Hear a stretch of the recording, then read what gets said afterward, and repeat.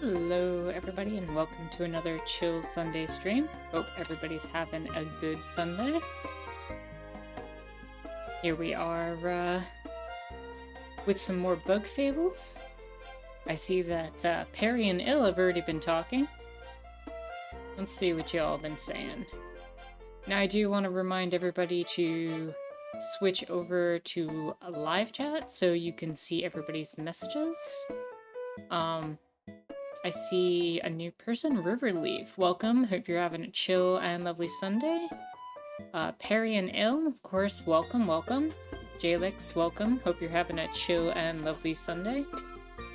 Let's see. Il says, I hope there's some of the new members in the Discord server joined. Yeah, we've gotten a number of people to join the Discord as of late. And if you haven't joined the Discord, I highly recommend that you do so.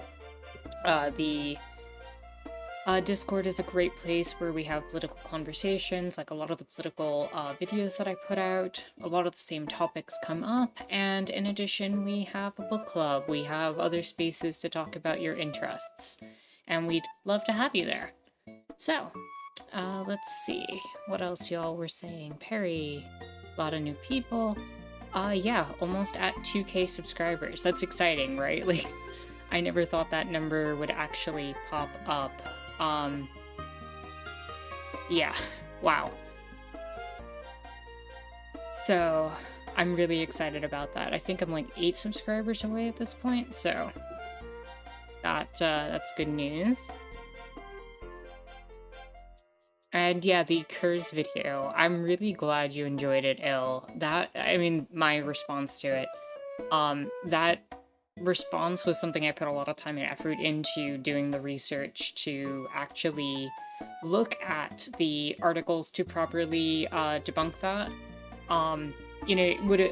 From my perspective, it would have been very easy to just say, oh, this is nonsense, but to actually show anthropological research and evidence to talk about how their hierarchical model is not working and why it doesn't work was really important to me. I wanted to have the right quotes from the right articles that I had fully read and explored. A lot of that stuff goes into the content that I make. You don't always see every bit of detail and research that I put into videos. And so, I don't quote things typically unless I've read through them and can vouch for what it's saying myself.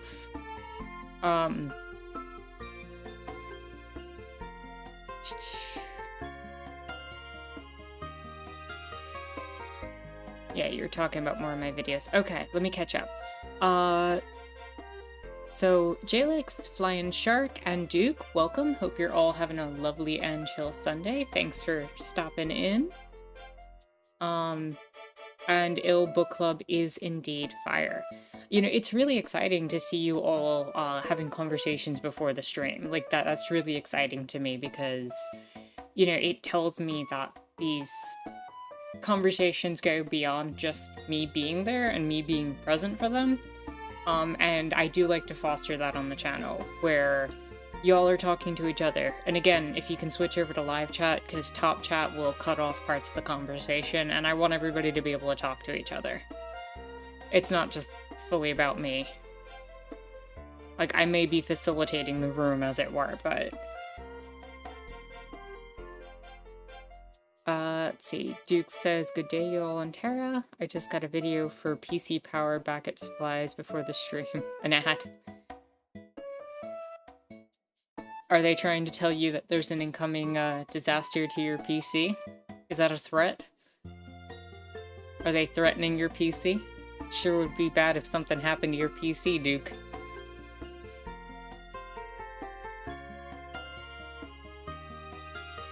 So, Il says taking a break from note-taking. Yeah. I also want to just throw it out there to y'all, if you're in a financial place to do so, and only if you're in a financial place to do so, please do consider supporting me on Patreon. Any of the money that you donate would be going to help further the stream and to help make things a little bit easier for me to continue to produce all this content. Again, a lot of time and energy goes into it, and if you'd like to see more of it, you know, it would go a long way to help. But again, only if you're in a financial place to do so. And with that said, I think we should pop right into Bug Fables. We'll start with some mini games while we wait for everybody else to pop in. Head back to the arcade and see if we can get a high score. We'll try a couple of times.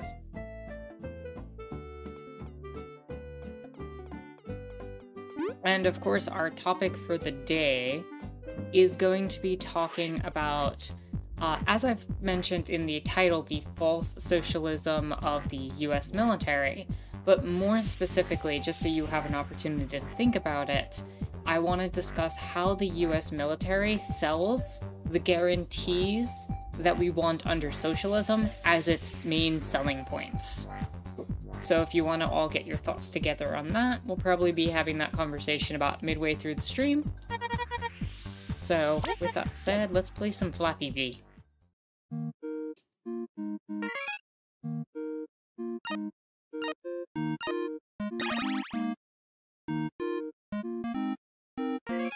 Whee!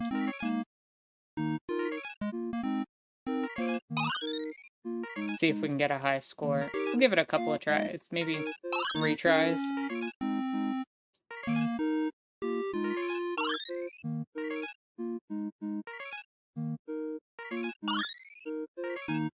While everybody makes their way in. I'm sure once I get into like the 2,500 point range, I'm gonna need to concentrate and stop talking.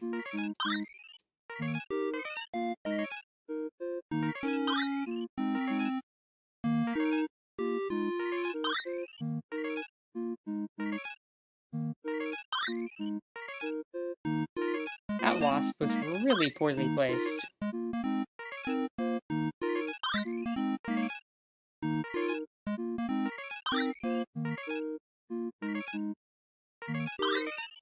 I don't know how I didn't die there. Oh, gotta skip that flower. There was no way I was grabbing that one.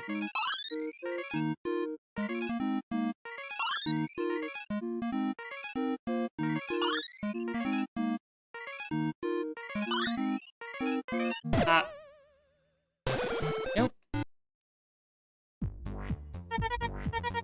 Hello and welcome, Jaguar. Yeah, it's Flappy V. Duke. Hello and welcome, Jaguar. Hope you're having a chill and lovely Sunday. I'm glad to see the Kitty in the Box emote, as usual, whenever you pop in. And yeah, the minigame is definitely cute and nostalgic.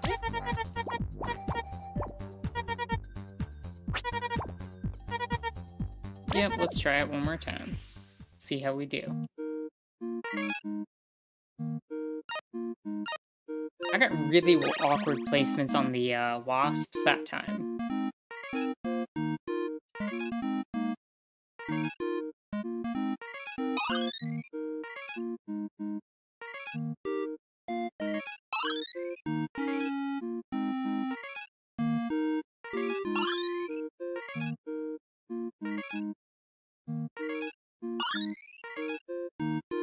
Jaguar says, welcome to any new folks, and I agree. Welcome anybody who's not been a regular, especially. Glad to have you all here, and hopefully you decide to stick around and have a chill. Whoa. I feel like I just dipped there.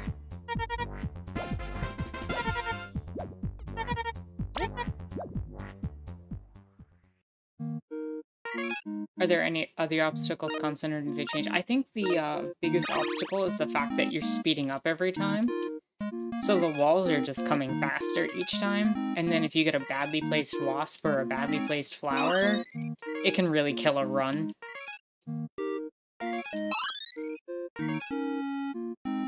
And you're not really able to control how much you're fluttering that well.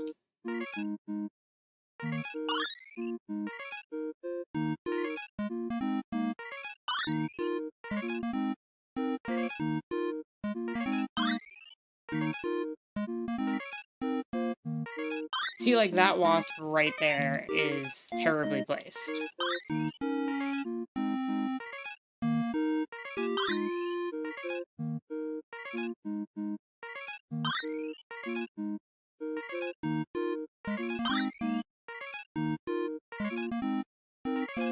I'd say by the time you hit like a 14 times combo is when it gets pretty brutal.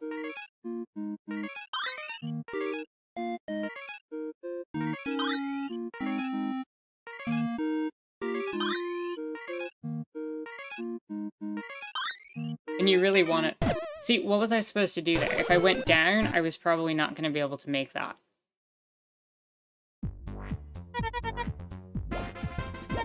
I seem to hover around that 2,500 point mark, and then it gets like one bad wasp.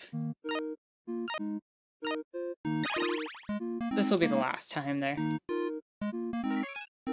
The other thing I want to do in terms of mini games is face the 4 masters and enter in the tournament on Metal Island before we tackle the rubber prison.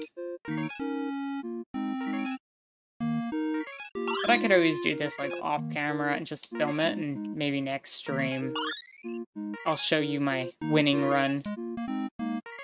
If it happens.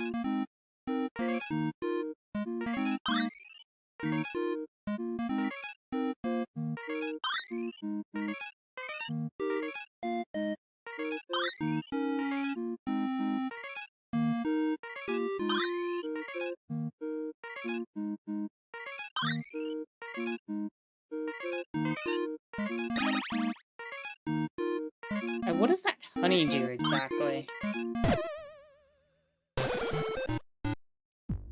Makes you glow, but...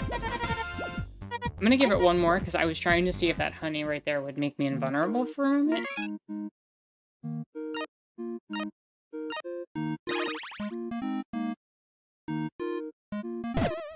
Okay, that doesn't count.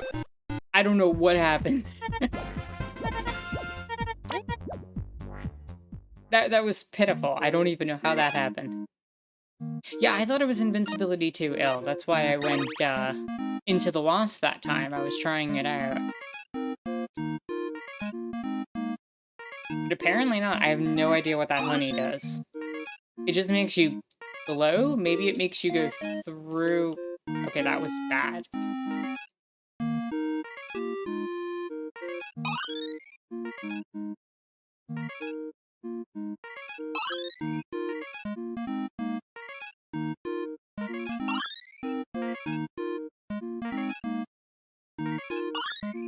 Hello and welcome, Perry. I know I saw you chatting before stream. Hope you're having a chill and lovely Sunday. Glad to have you here. Don't mind me, I'm just concentrating on this Flappy Bee minigame.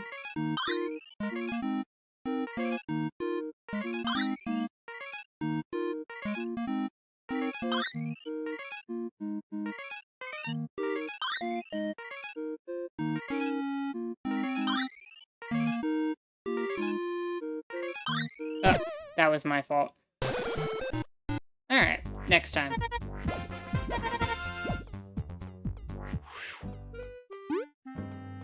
Alright, so where are these 4 Grandmasters I need to face off against in the card game?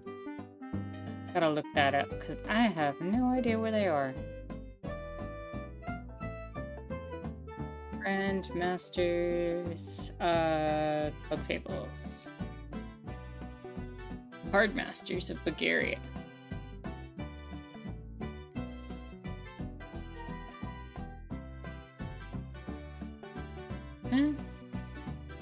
First one up is Chuck.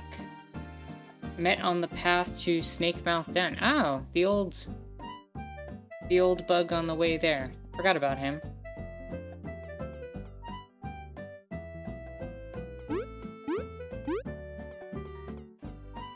We can face off against him. Also, Flying Shark, if you're here, I'd be happy to have you, since you picked, you have a little bit more experience than I do if you picked out my deck.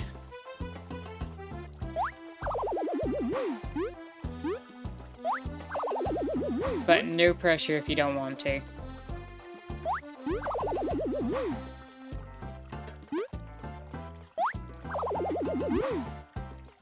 Awesome. So when I get there, I will give some control over to you. If I'm recalling correctly, it's time to duel. We're about to have a Yu-Gi-Oh match.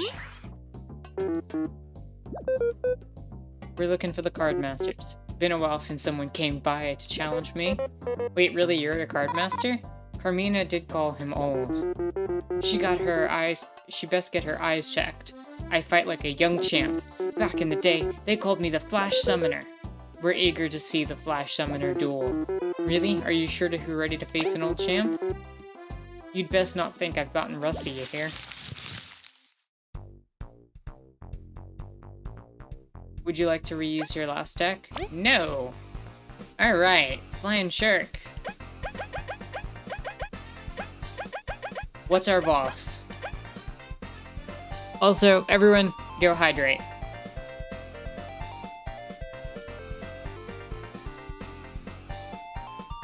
It's hot out no matter where you are right now. Tidal Worm? Alright. 2 mini bosses.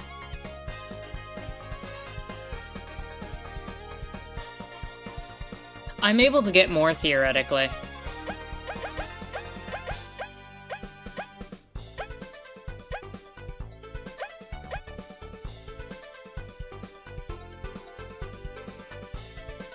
Scarlet looks good. You want me to take Esthathos. Okay.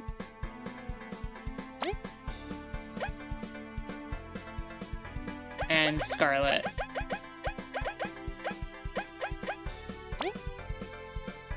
Okay. And for the 12 battle cards, what do we got?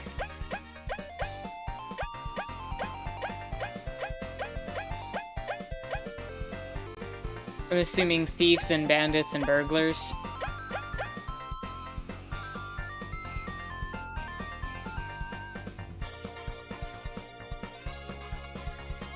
Yeah, there's different ones you can get. It's basically bandits and numbnails.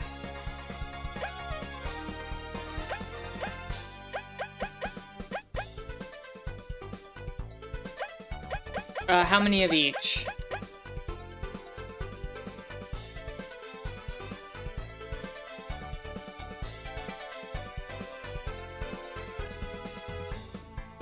Thieves and burglars too. So let's say 3 numbnails, 3 thieves, 3 bandits, a burglar,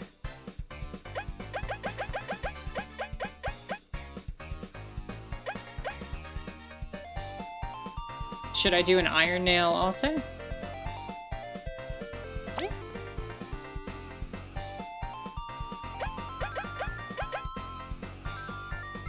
How's this looking for you?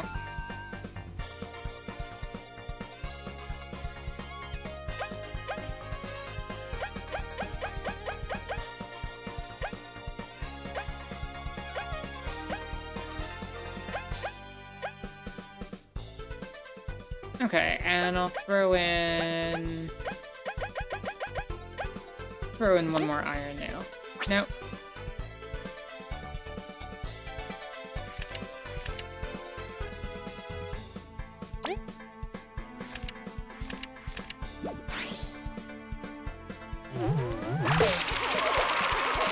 Nice.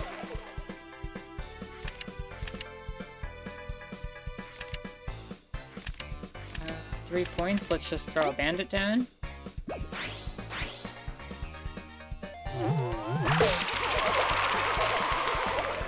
Let's go. 4 points.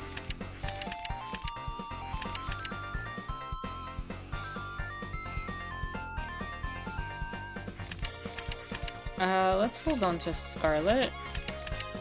And let's use the 2 thieves.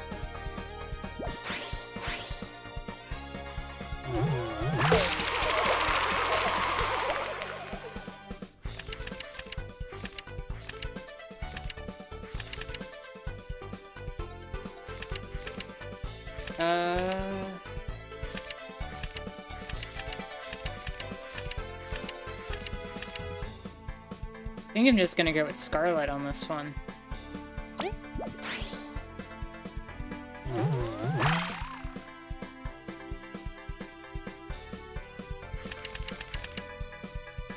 Got 6, so let's do a bandit and an iron nail.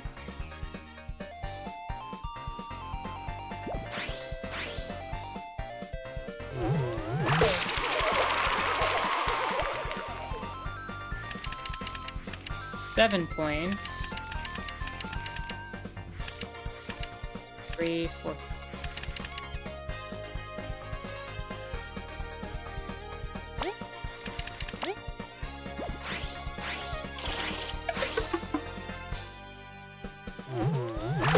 Easy win.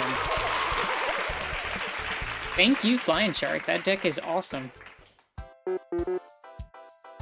But I actually be getting old? Nonsense, you fought like the best of them. It was good, best I've had for a long time. I wouldn't give this to just anybody. Proof that you defeated one of the card masters of Bulgaria. There's 3 left. Patience. There's a good hint for sure. Happy and a bountiful village. Anything more specific? Cardmaster Protocol. I'm sure you'll find her though. Thank you. No problem.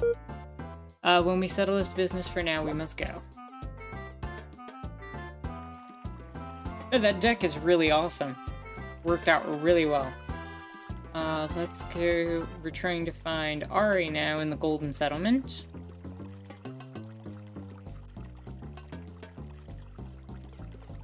So let's head over that way. You know what? We can teleport.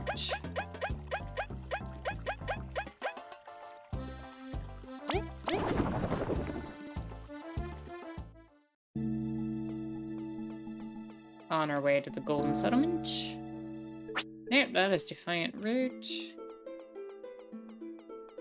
Golden Settlement.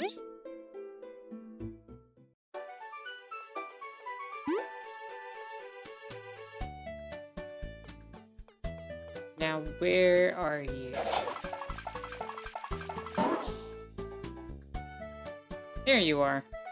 What do you need? Oh, you're the one who needed the broken horn fixed. By the spicy berries of the land, your horn. We're guessing that Rock did this to you? Huh? Oh, you gotta tell us what happened or we can't help. Fine, I'll tell you. I was gonna break the rock to prepare to be the strongest, but then my horn broke. It doesn't hurt or anything, but some bandit snapped it. I can't heal it. What could bandits possibly do with your horn? Don't ask me, but I need it, or else I can't break the rock. That should be the least of your worries. Look, just leave it to us. We'll get it back from the bandits.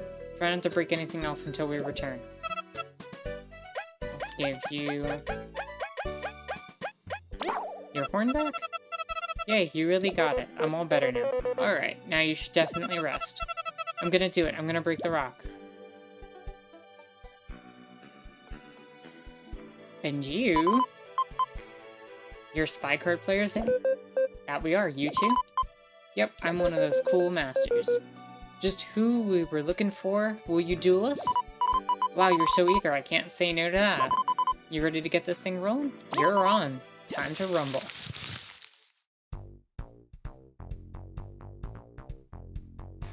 Would you like to reuse your deck? Wait, that's not the deck I used last time.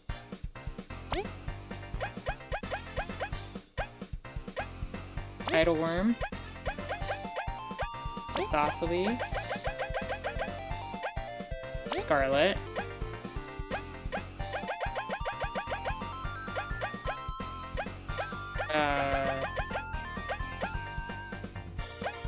Three Numb Nails. Had an Iron Nail. 3 Thieves. 3 Bandits. 2 no, 3 bandits, that's correct.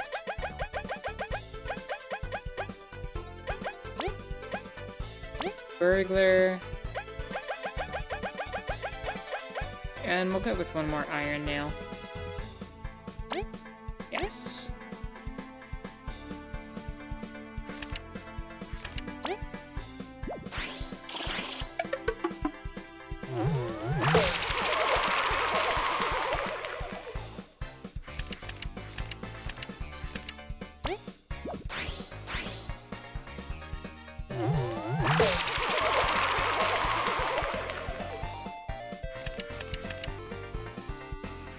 4 points, I might as well just go with the burglar.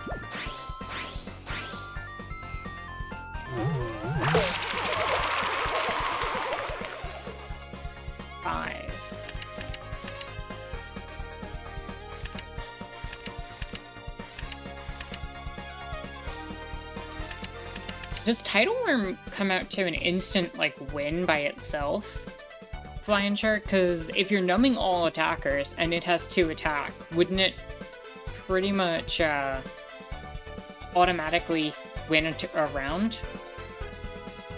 Jaguar says, are these still the minigame side quest stuff that need to be completed to get the extra stuff for the main game? Yeah. Yeah, this is extra stuff.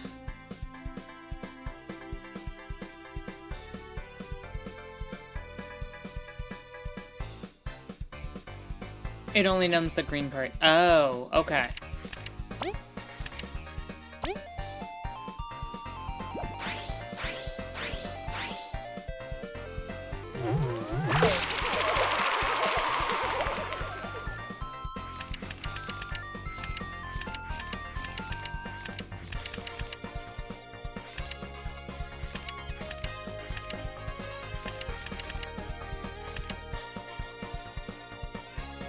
I think I'll go with Scarlet and...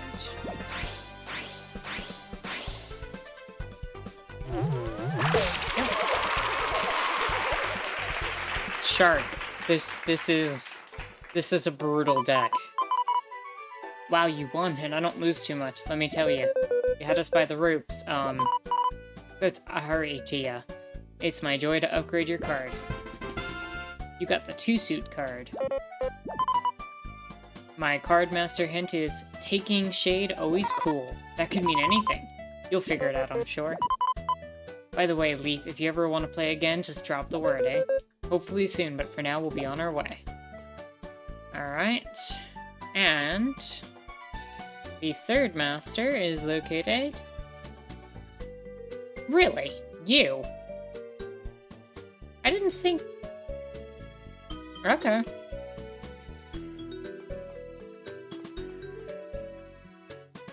Yeah, we're gonna try to enter the tournament on Metal Island very soon, but also need to remember that I can use the ant compass. Channel, hello and welcome. Hope you're having a chill and lovely Sunday. Only pirate, need more flags? What flag would you encourage me to have?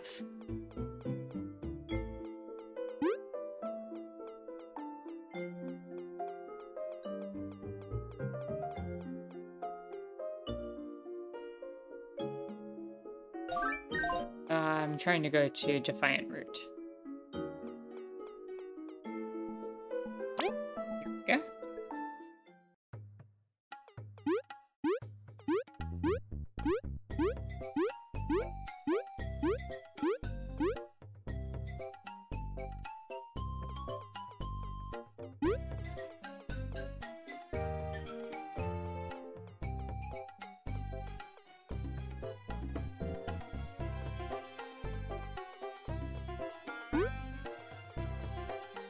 And here's our third fighter. So you're card players, huh? You're quick on the uptake. Ever heard of the card masters? You're talking to the one and only. Aren't there 4? You ready for this? I have no plans to go easy on you. Bring it on.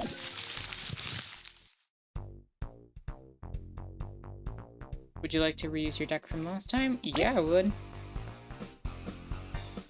Shark made us a fire deck. Oh. Uh-oh.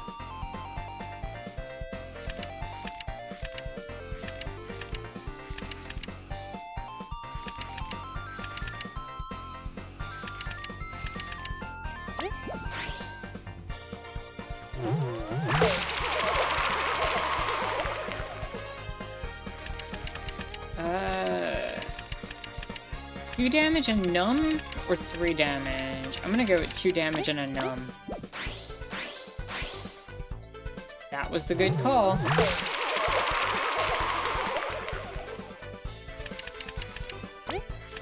Let's just blast with 5 damage. Ooh. Okay.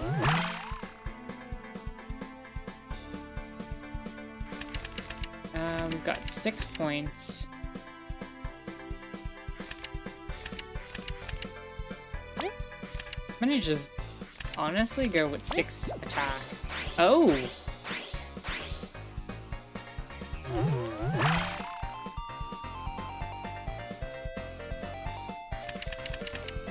And narco-communist, hello and welcome. Hope you're having a chill and lovely Sunday.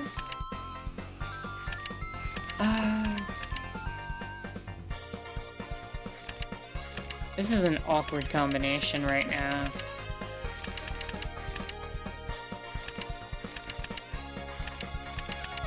I'm just gonna have to use Tidal Worm and hope. Yeah, I'm gonna lose that. Alright.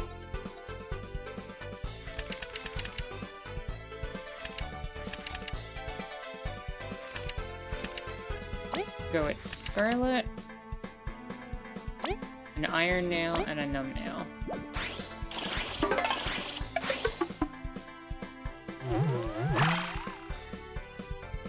This one's putting up a fight.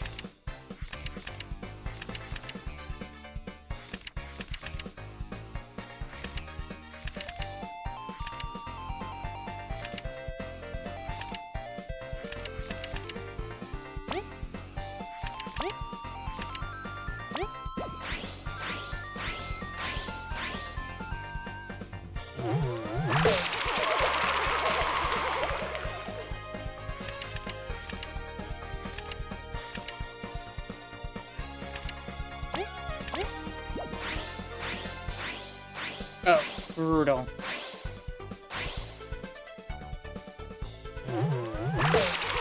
Tidal Worm is brutal.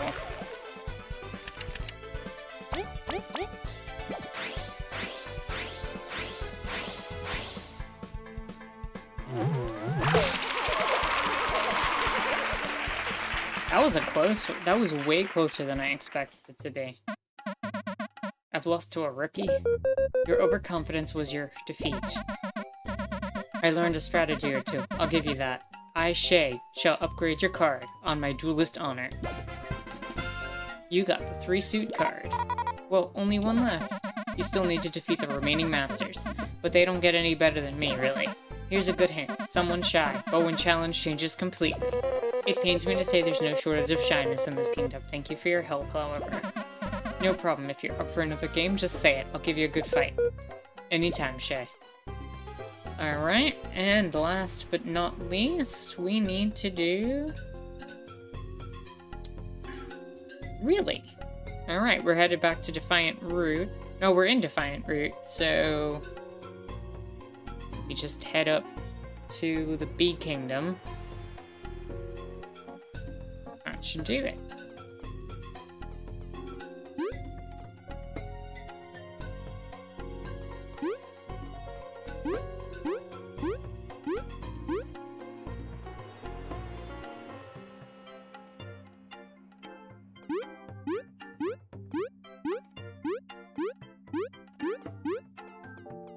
There we go, take us upstairs.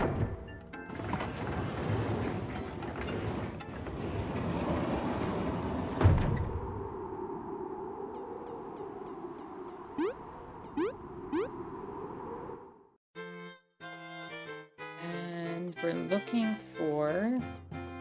not painting room. Are you in here? Yes. You're card players? Yeah, so you know any card masters? Yeah, I do. The card masters, It's me! Oh, damn. This bee went through a Yu-Gi-Oh! Transformation. Went from shy little Yugi to the Pharaoh in one moment.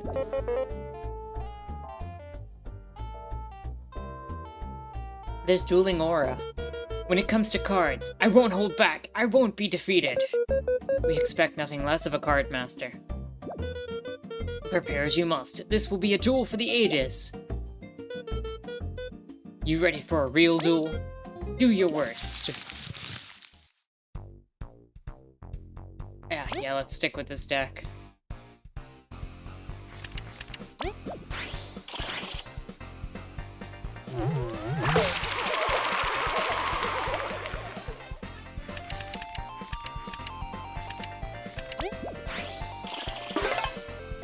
Ooh.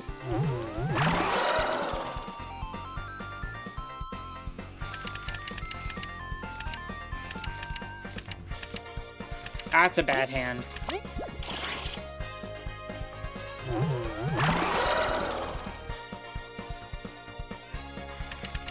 Alright, here we go. Bandit and Numbnail.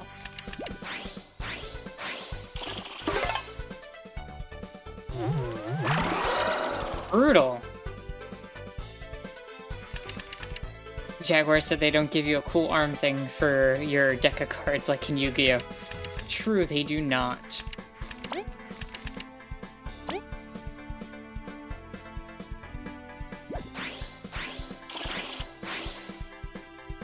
Alright. Evening it up a little bit.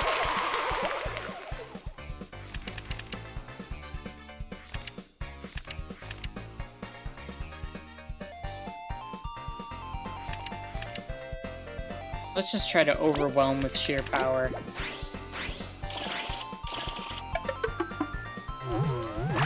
Game's tied. Alright.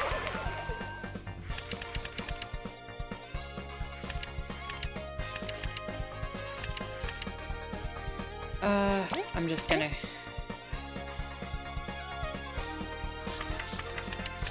That's banking a lot on... Yeah, I think that's safer.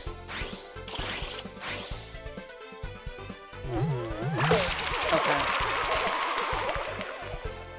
Jalix says, I like how V looks annoyed and Gabu's just panicking. Very true.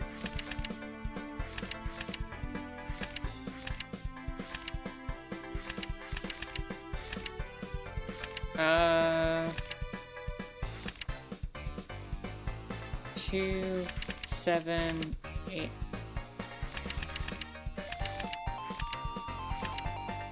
I think I'm gonna go with that. Hope for the best.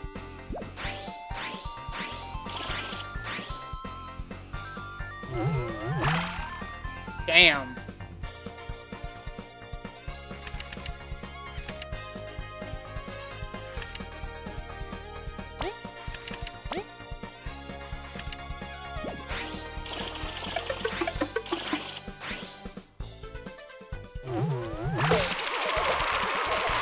We won.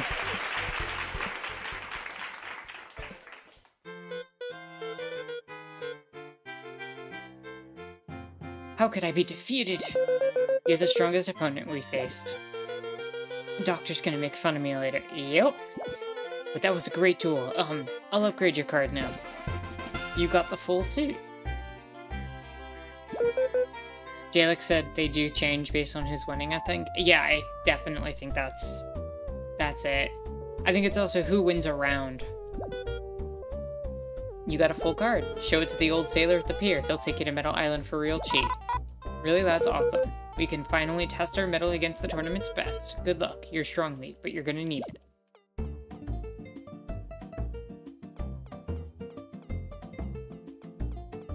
Alright, to Metal Island we go.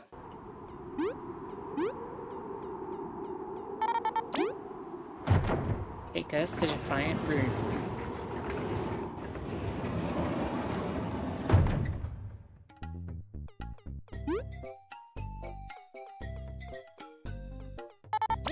Yep, we'll hop in the tunnel.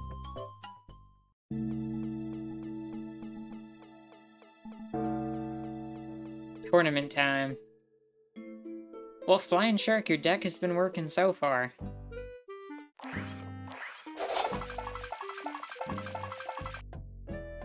Chomsky is still going tippy-tippy. True. Tippy-tippy-tippy-tippy. Chomsky is a wonderful addition to the team.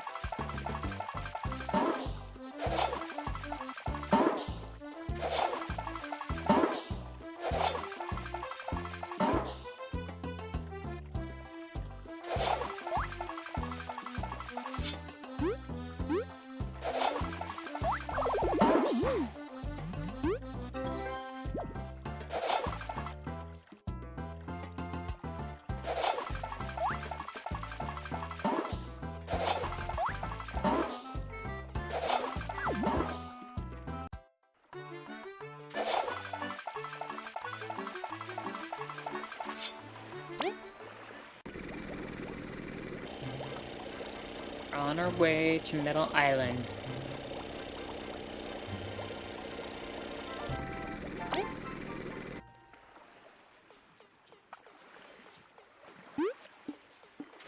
Save the game. What do we got here? Spicy tea. This volcanic spicy tea boosts an ally's attack for 2 turns and cures their status effects. Who's the Chomsky following the party? Chomsky is our little chomper. We earned our 4th party member last time by doing a side quest. Mom said I could spend these dark cherries on whatever I want. I wonder what I should try next. Oh ho. Hello, I'm traveling around to learn a few more songs. Oh yeah. I'm supposed to purchase these songs eventually, right?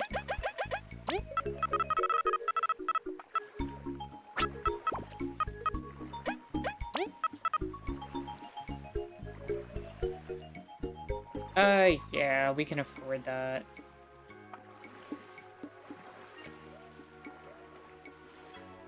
That is exciting. Yeah, you missed it last time.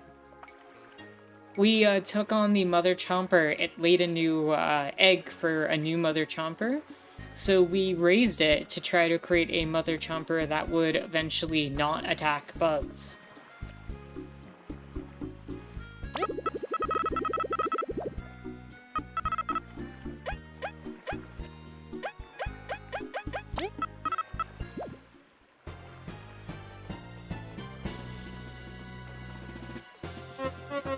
Your landlubber, Scrooby's here. Got some high-quality tangy berries straight from the Eastern Islands.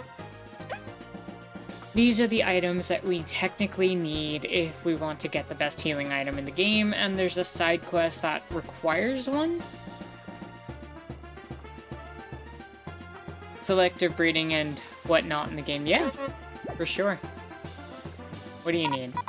Are you into the Lost Sister's sister? I have some tact, B. Pardon her. We're explorers who took your request. Ah, I get it now. Thank you. So what happened exactly? My sister's super strong and brave. She's always taking care of me. I saw her taking a walk with this wasp. I trust her, so I didn't get worried, but she hasn't come back. She must have been kidnapped. How did a wasp make it here? This place hasn't been a target at all. It matters not. We have someone to rescue. I overheard them mentioning the Wasp Kingdom. They've got to be near it. It's my turn to be brave for Sis. I'll meet you at the far grasslands entrance. Wait, you're going to? We'll be right there. Please be careful. Okay.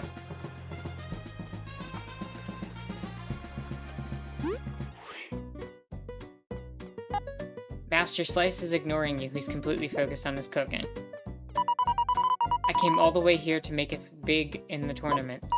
They're saying I'm missing a boss card? Hello, my Spooter card's legit. All a conspiracy, I tell you. Everyone's trying to keep Jerry down. Blech, time to eat the rage away. Howdy, y'all. John here's enjoying Master Slice's food. I may be far from the old Golden Hills, but I still thank good Venus before each meal. Everyone on this island always goes on about the rare cherries, but here I am pondering how they would taste mixed with other rare berries or even rare seeds. Maybe they can be mixed with some explosives to really blow out the flavor. Incredible, amazing, I'm so lucky to have lived until today. Someone's happy. Who wouldn't after eating Master Slice's food? It's pretty good. It's only natural having taught 5-star chefs such as Poot. Now I can blog his recipes for the common folk. Won't he get upset? None can cook like me anyway, is what he said. And he's probably not wrong.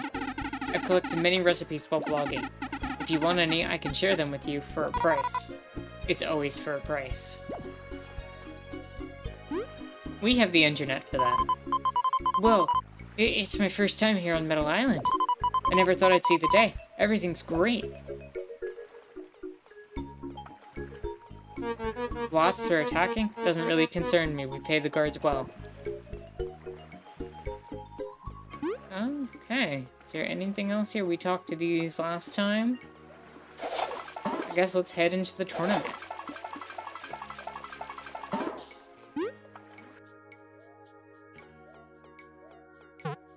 Welcome to Meadow Hotel. One room for the 3 costs 40 berries for the night. Includes a handmade dish by the one and only Master Slice. Are you interested? I didn't mean to select yes, but I guess we're doing it.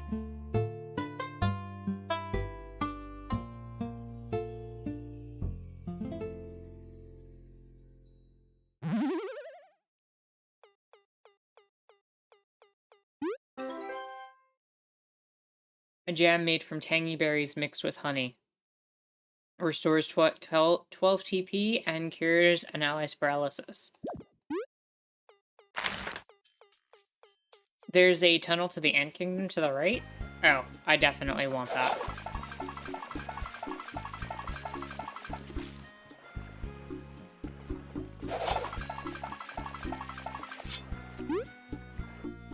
Hey, Anarcho, welcome, welcome. Hope you're having a chill and lovely Sunday. I just spent my berries. My dude.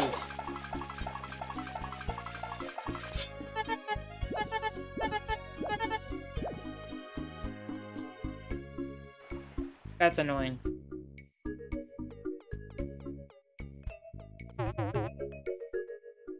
We have proof.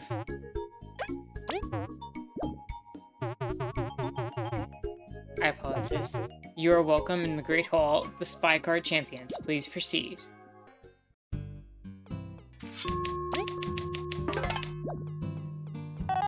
Howdy folks, new to the game, me too. My grandpa used to be the best Spy Cards player there was. He never lost a single battle. Before he retired, he gave me his deck, something he's been building for years. And with this, watch me, Grams. I will win using this special deck.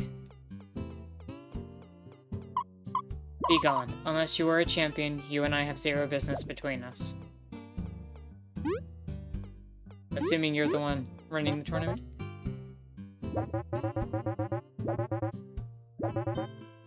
If you win the tournament, you can get many, many berries. You'll have to fight 3 battles in a row with the same deck, no changing in between. Only one of you can participate, however, so decide who it'll be. Ready to start whenever. If you're ready, just say the word. Don't leave our sponsors waiting. Yep, let's do it. Welcome once more to the Spy Cards Championship. Today, 8 competitors will fight to try to reach the top. Here are today's competitors. From this side, Leaf the Moth. From the Ant Kingdom, let's see who he'll be facing this time. From the other side, a nomad bee with exotic power, Richie! You're my opponent? A shame for the spectators.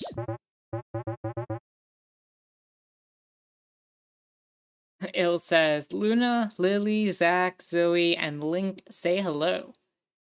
Well, hello to all the cats and dogs watching as well. Let's start the fight. Yeah, we're gonna stick with this deck. It works.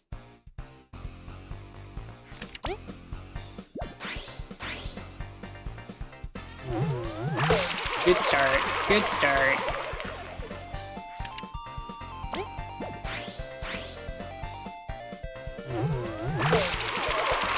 Great start.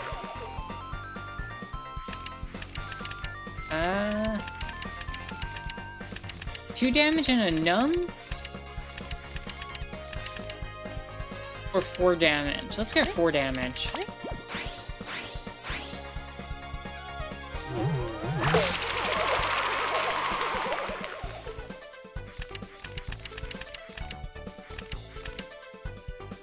I'm just gonna pile on the damage here. Alright.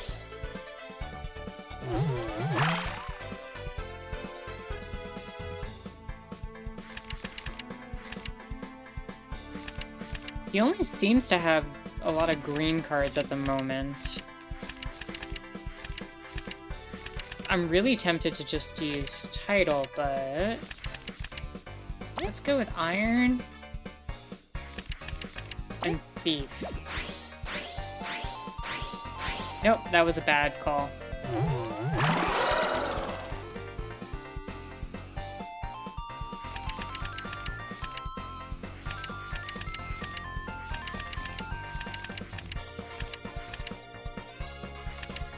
He only has greens, really. I might as well just use Tidal Worm.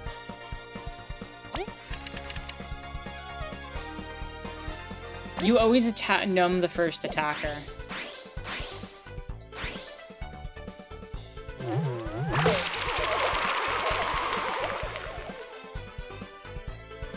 I'm assuming that's his boss card.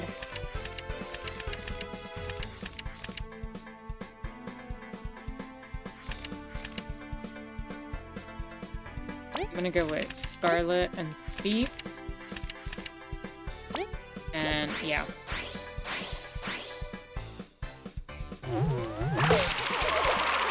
We win. Round 1.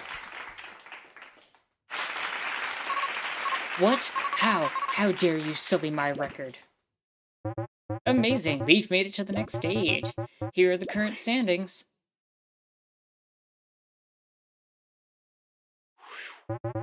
From the other side, a deck-building innovator, Gianni. You better get ready, my deck's unpredictable. And now, let's start the fight.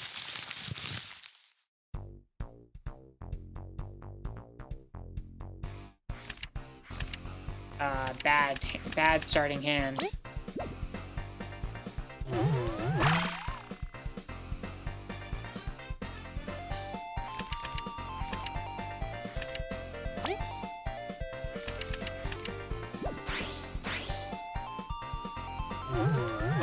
Rough start, rough start.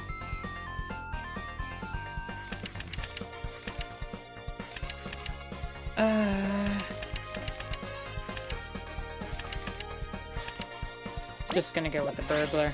Oh!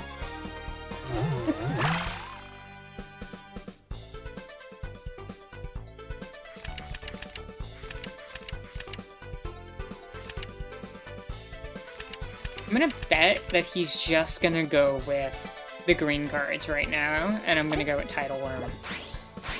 Yep.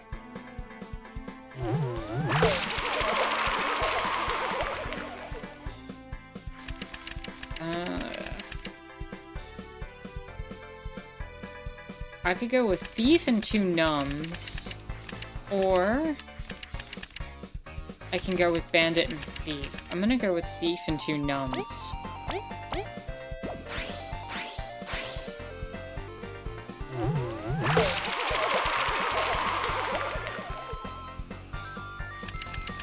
I got Tidal Worm back.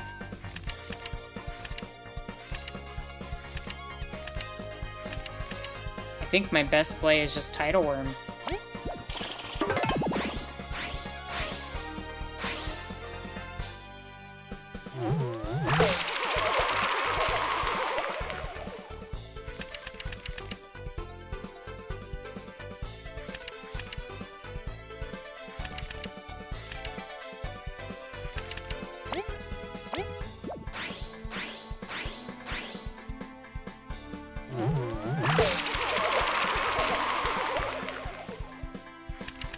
Alright.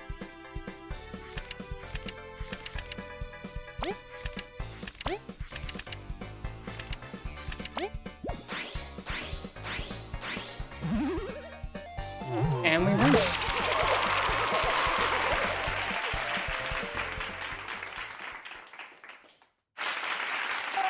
Oh, that worked out better in playtesting.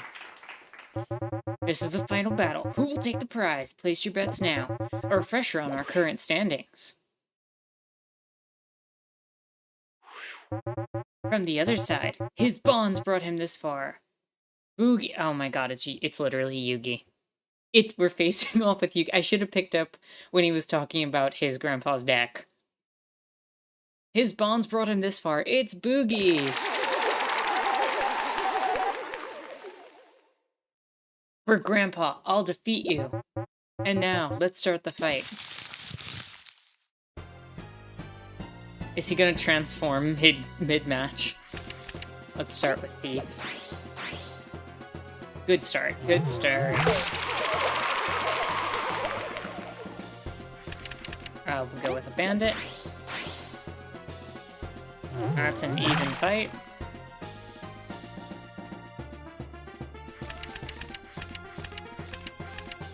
thief and a numb. That's my point.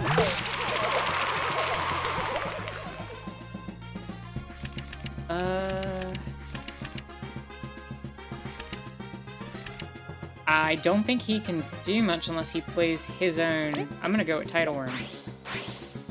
Yep.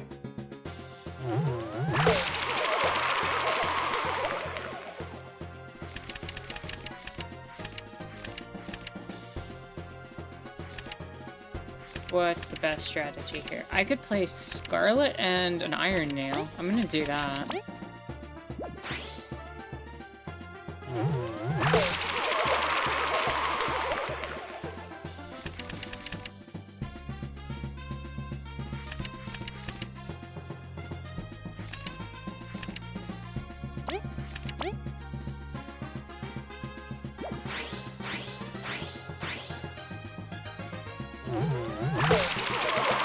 Steamrolled. Shark, that deck is fantastic. No, everyone, Incredible! What skill? The winner is Leaf!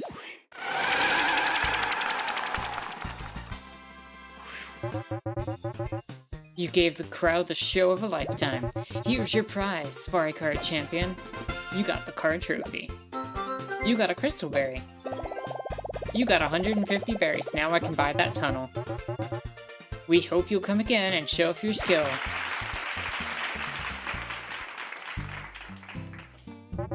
Show's over. Let us meet again. We could see ourselves coming back quite a bit. Is there any advantage to coming back and doing it again?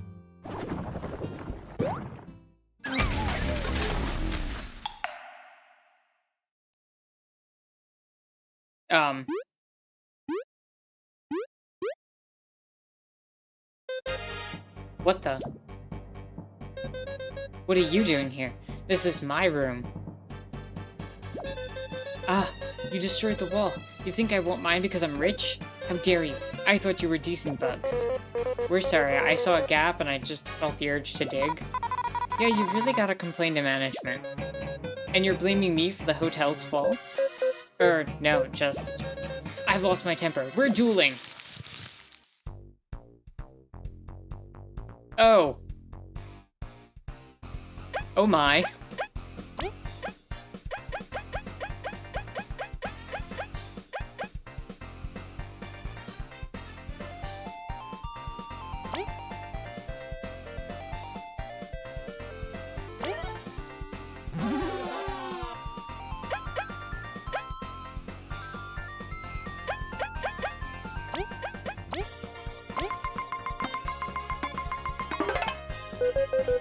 Who doesn't get insurance nowadays? Guess being rich doesn't make you smart. Ah, crud, she heard us. Let's see where that roulette lands.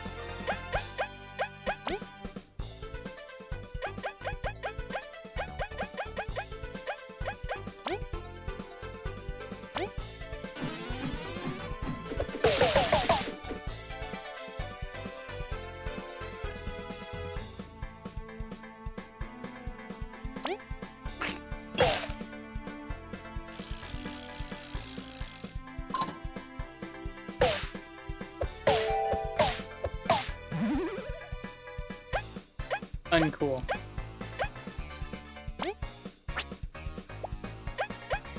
Skill.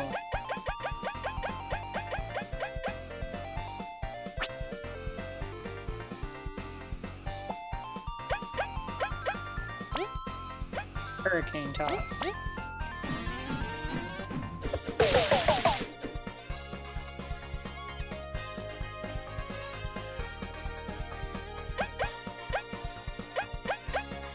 Use an item on yourself.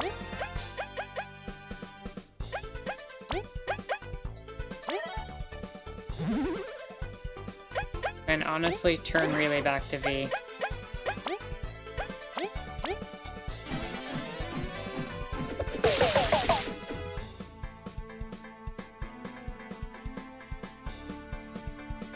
Go, Chompy, go.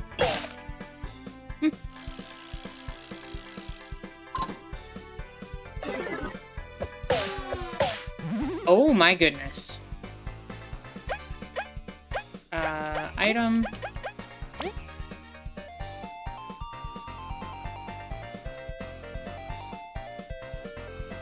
B. I'm gonna have B do a hurricane toss.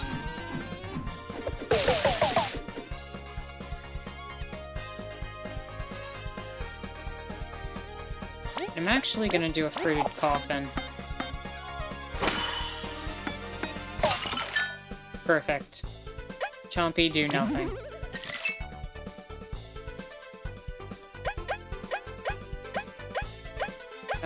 Let's go with a crispy donut.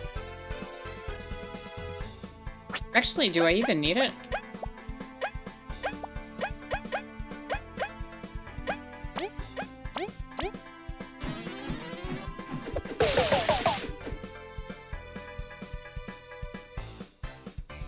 No, I don't think I do.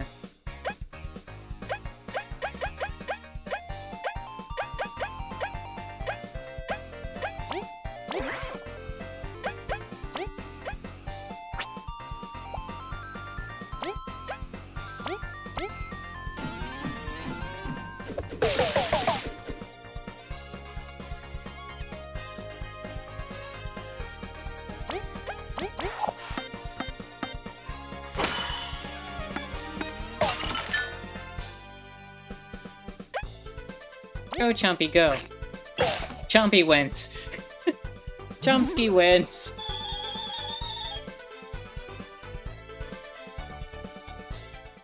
You get 150 berries each time that you win the tournament. That's really useful. That's a good way to farm money. That would have been a good way to farm money earlier in the game. Ugh, you could have let me win, you know. We're sorry, but no. I'll tell management about the gap. We're truly sorry. Whatever, get out. I've got to prepare for the tournament. Why did I teach you how to play?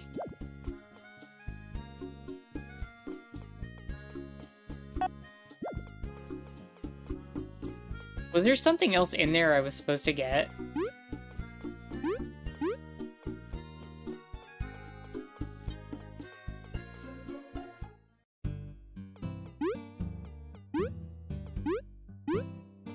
Or was that just a silly boss encounter? Yeah, I'm going back now. I kind of want to see what happens.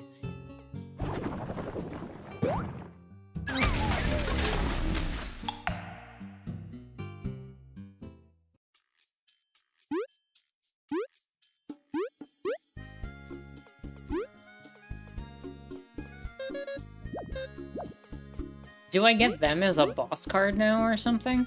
That'd be cool. Nope, nothing. Oh.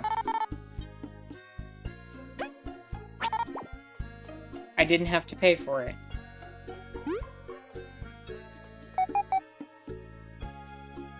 I've lived in luxury since birth. It's also mundane.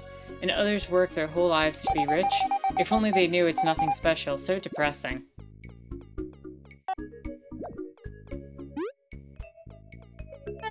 Oh ho ho, I've come from very far away to see the card tournaments held here. They say that you need proof of yourself by defeating the 4 masters to enter. But even before challenging them, you need an invite card from someone who's already defeated them. It's so alluring, so exclusive. Oh ho ho ho. These bugs are annoying.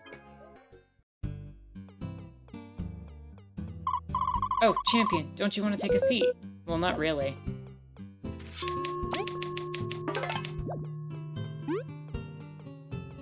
Yeah, attitude's completely different now. You beat me once, but I will never give up. Oh, you there, green lad. You're a northerner as well, aren't you? I haven't been back to the homeland in decades. I wonder if life is, better there nowadays.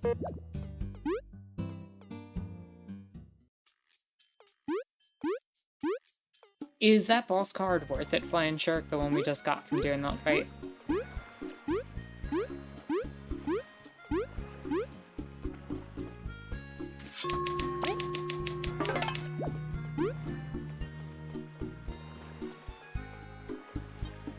Alright, you know what? Let's head back to the Bug Kingdom. I'm gonna turn in...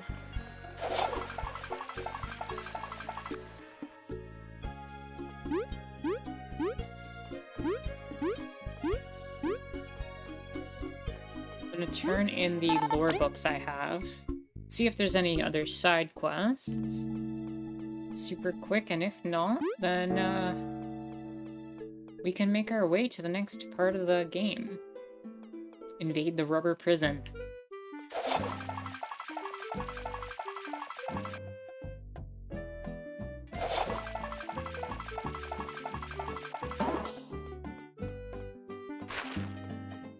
Oh, that's cute. We get the little trophy there.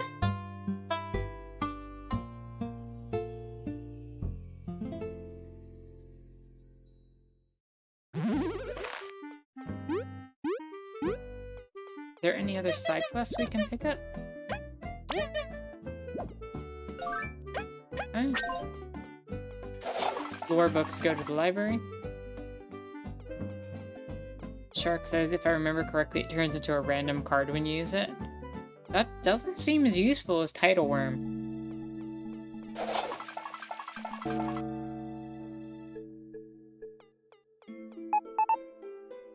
Find any books? Lore book. Lore book. Lore book. Lore book. Lore book. Lore book.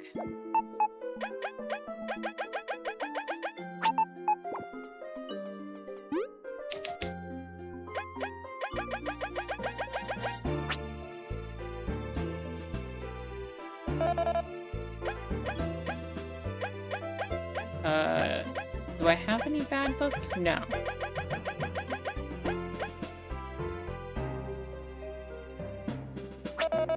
What does the bedbug do? Sort of like metronome? Yeah, it sounds exactly like metronome. Bedbug. Bug Fables.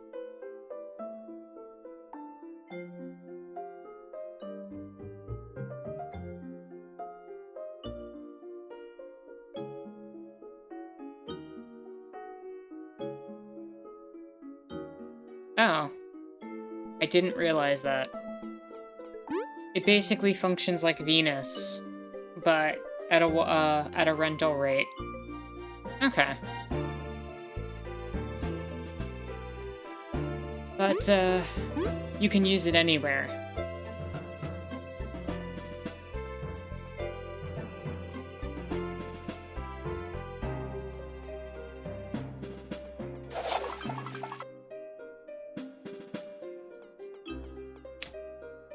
A glass window for Vanessa the First, Queen of the Wasps.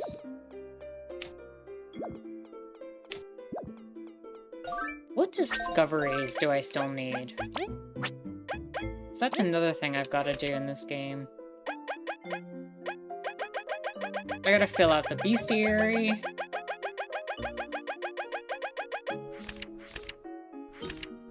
I gotta do all the recipes. Is that something you'd all actually want to see me do in the game? Like, would you actually want to see me get every single discovery, every single bestiary, every single recipe? Or do you just want to see the game to completion? Because I'll probably do this off camera if nobody else wants to see it. Il says yes. Okay.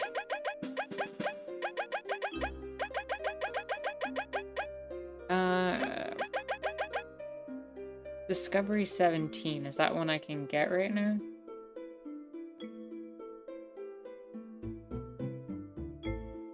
Just gonna see what they are. Bug Fables Discoveries.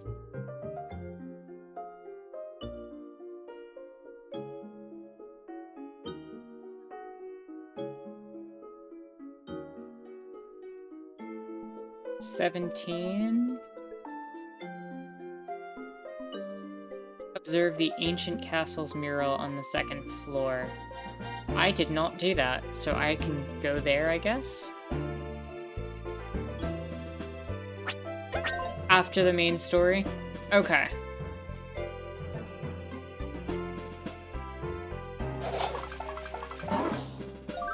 Let's see if there's any side quests that make sense, and then we'll get back to the main story.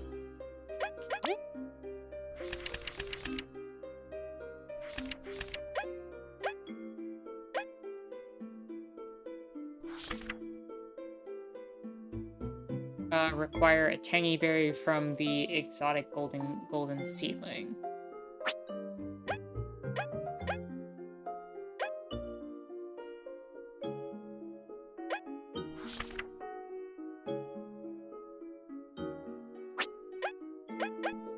You know what? I will bring Cut one of the ones, and I'll just buy it for the 40 gold. Or 40 berries.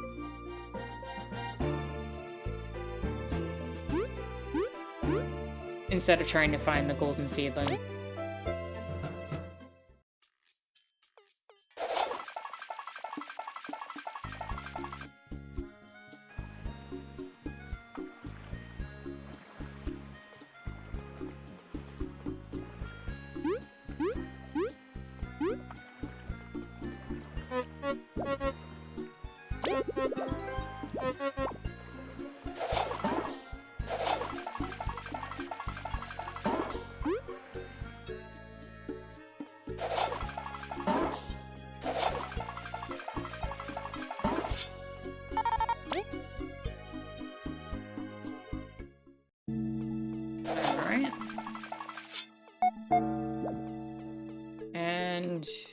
Golden settlement, it said, right?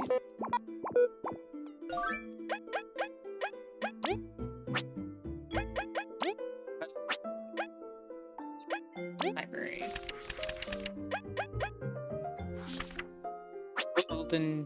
Golden seedling from where? You don't tell me where you are. Where is Cut located?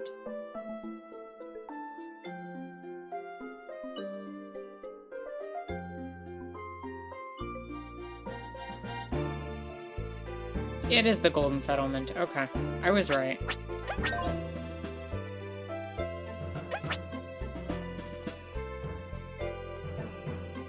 They built a really compelling world in this game.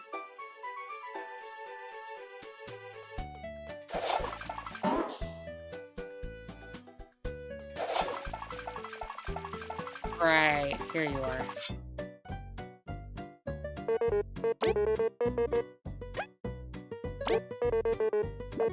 Alright, leave it to me.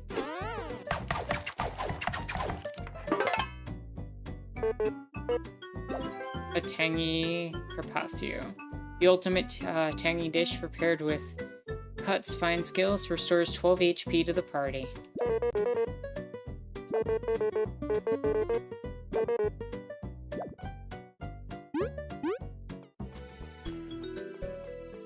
Alright, that's another quest done. Excuse me. That was a very sudden and unexpected sneeze.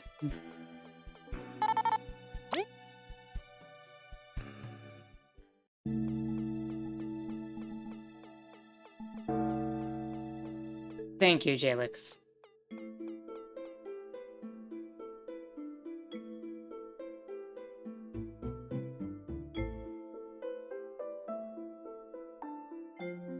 I apologize if that was loud in the mic or anything.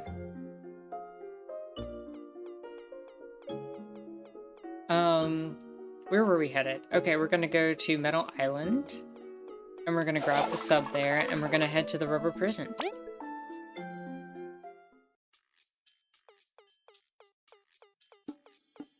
It really wasn't loud, you got away fast enough. Lucky.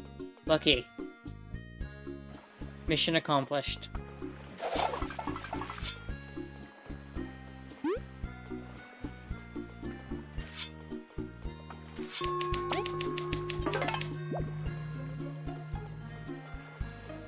Alright, here's the submarine.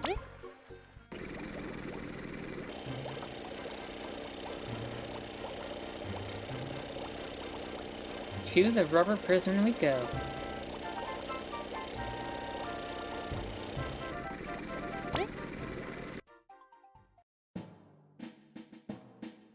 Logbook updated. We made it. I trust the termites, but I'm glad to leave the submarine. Your fears aside, could you tell us a bit more about Rubber Prison? It's new to us. Oh, I know this one. It's the prison where they put all the bad bugs. Things got that bad after Elysian went to sleep. So it seems it's quite the secure facility. The wasp taking over is quite troublesome. Meh, we'll just snoop around and beat 'em up. It's what we do. That's a good plan. Let's go, teen. We must clear the way for others. What defines a bad bug? I am intrigued at your prison system.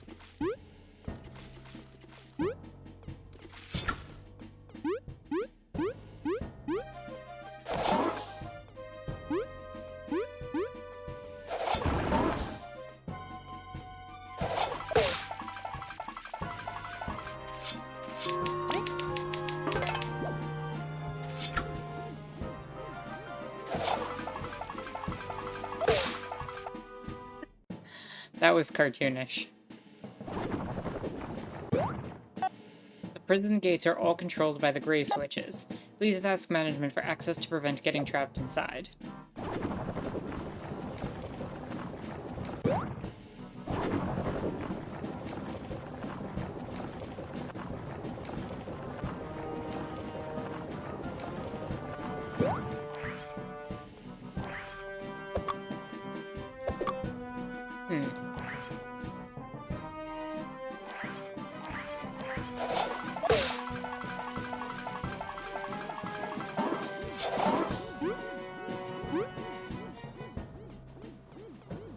Okay.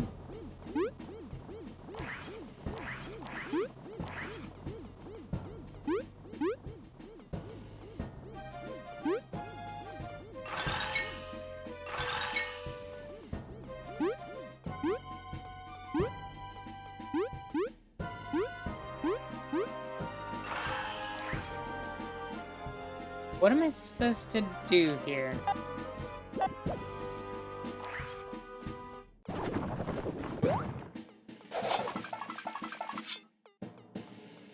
I can't go to the left. Do I have to fight you?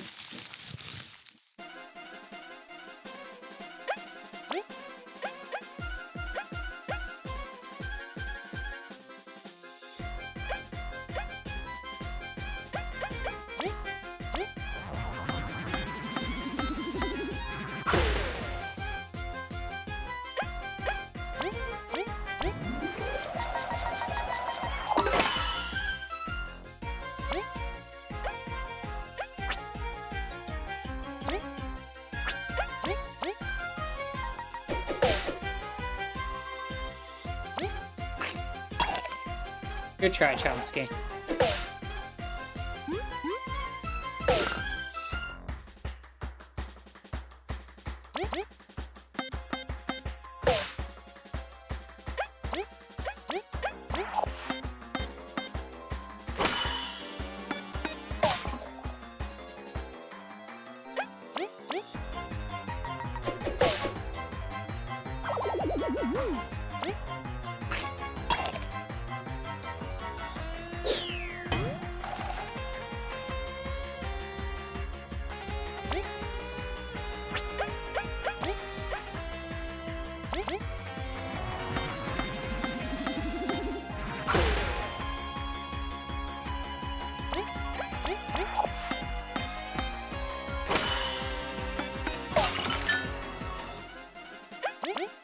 Goodbye.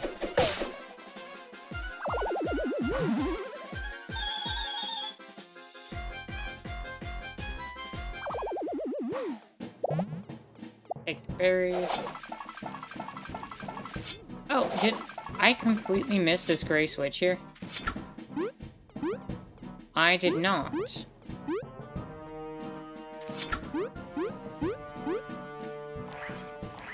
But... hello and welcome, Town of Robloxia. How are you doing today? Hope you're having a chill and lovely Sunday.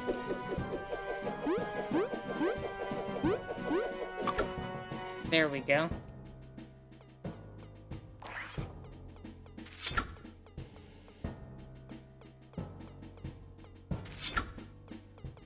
Aren't you intimidating, little Beedrill?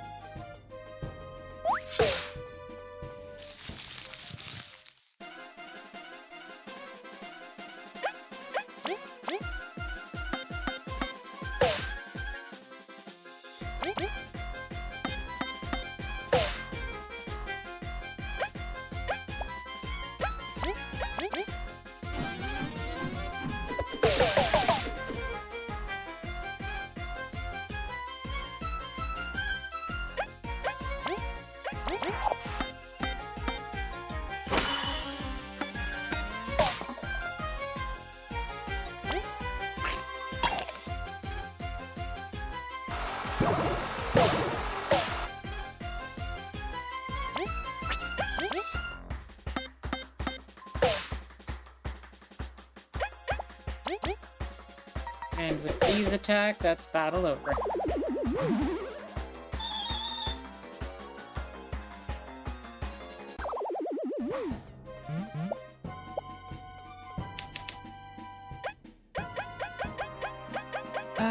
Only authorized person out loud provide ID. I don't have ID.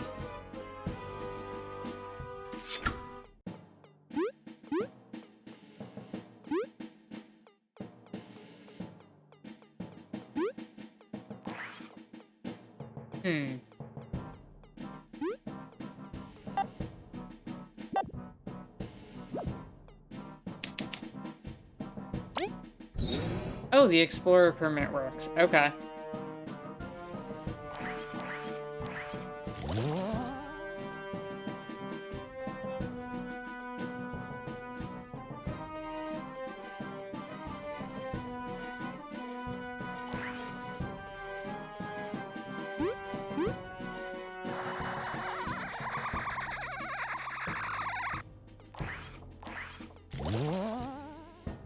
I feel like there should be some secrets here.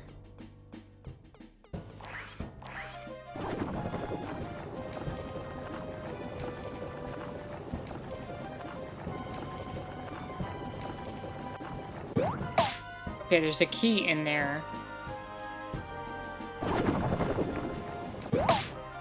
Oh, whoops, wrong bug. We use Leaf to come up here.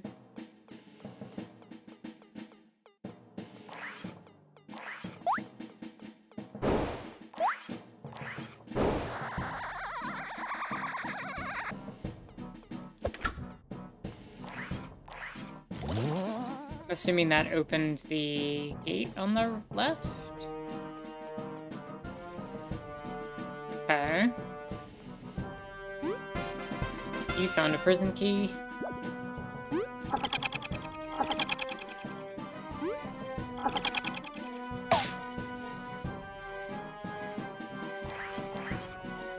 What's the bouncy for there? Yeah, I'm not fighting you.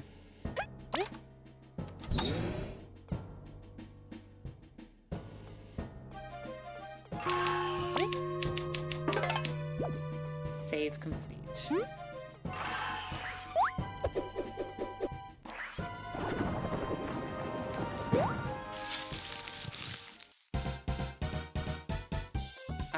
Interesting. They have double attack already from the get-go.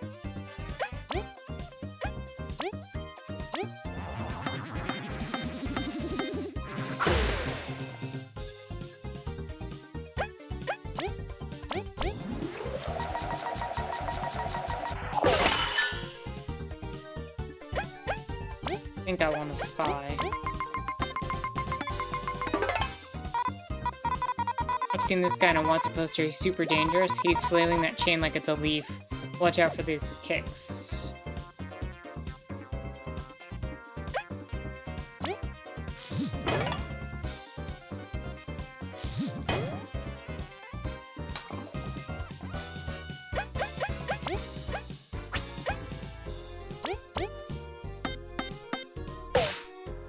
We'll just do base damage. They've only got 1 defense, so...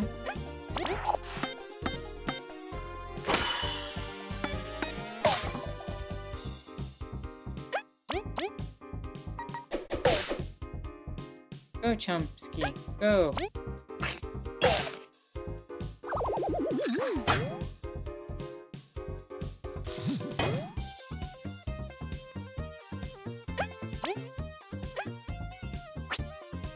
We can just... yeah, we'll just attack.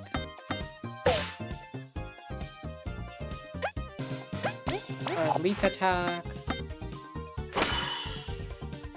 And I wonder if you can finish the fight on this.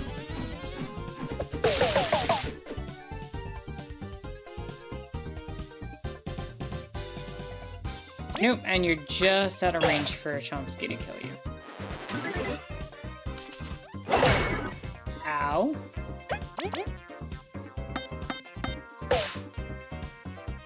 We're gonna be leveling up soon though, so... there we go. Medal points. We need medal points. Pick a stat for a new rank. Medal points.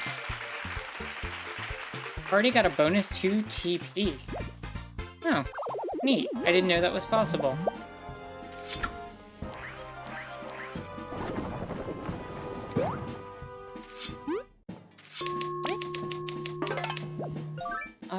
And now medals. What can we do?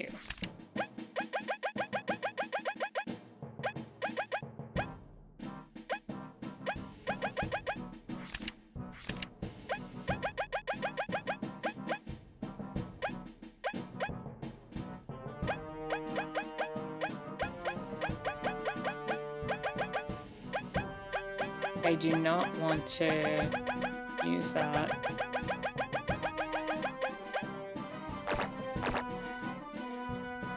That requires 4. Random Buzz is really useful right now. If we enter into a boss fight, though... you know, I don't need Deep Taunt right now. I think I'd rather put...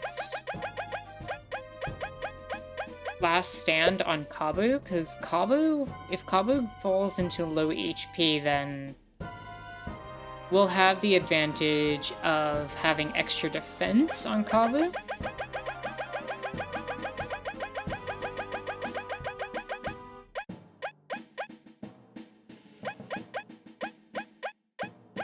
I think that makes sense right now.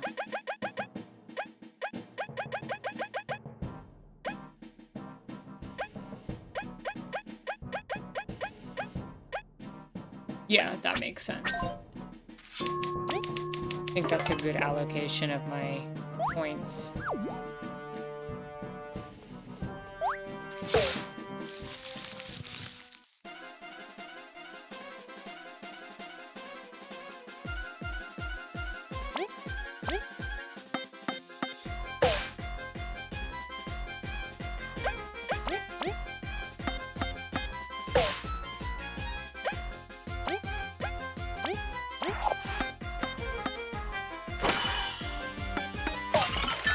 Nice.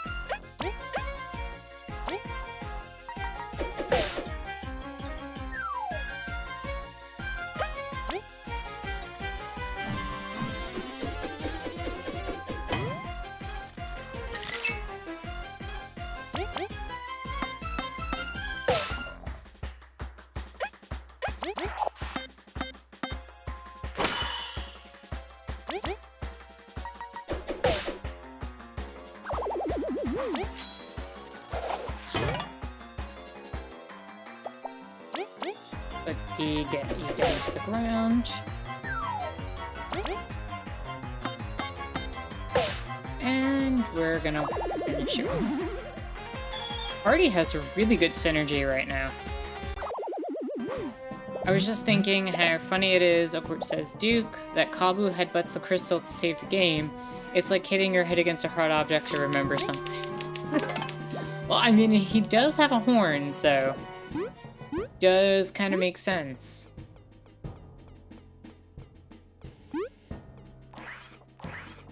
Oh, you know what? You. No. That's not good. Did you just poison V? I'm sorry, did you just make the biggest mistake of your life?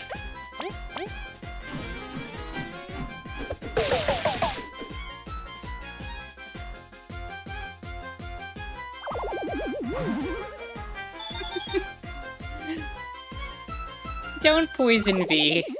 That's a bad decision.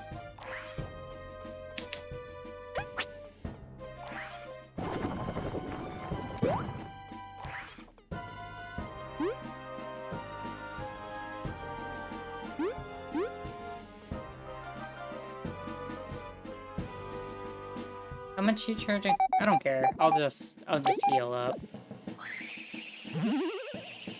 Get my TP back up to max.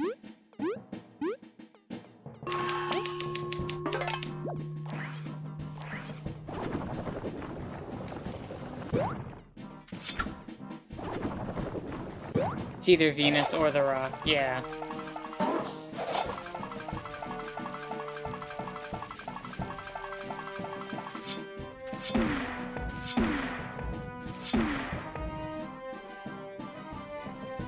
Hello and welcome, Unpredictable Axolotl. How are you doing today? Hope you're having a chill and lovely Sunday. Glad to have you here.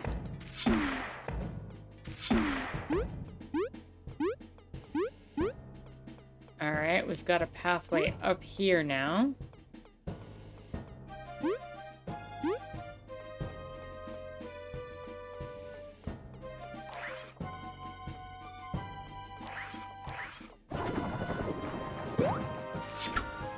Glad to hear it. Glad to hear it. Let's see. Oh, we could fly into that cage. And then we could fly again over here. What did that do?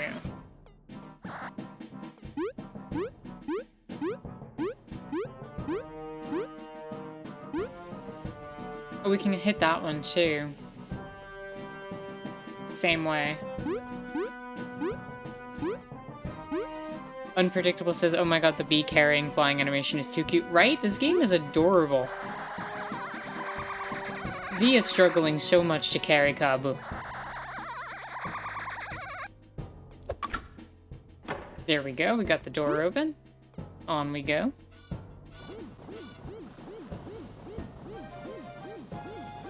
Oh, bring back a mechanic from the beehive.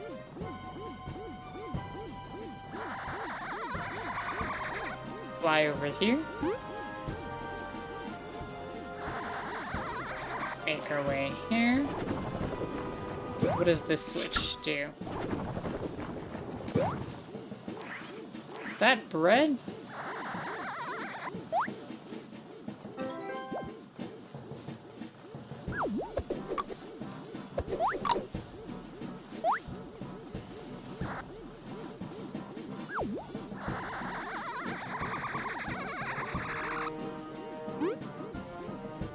Okay. Another switch? What do you do?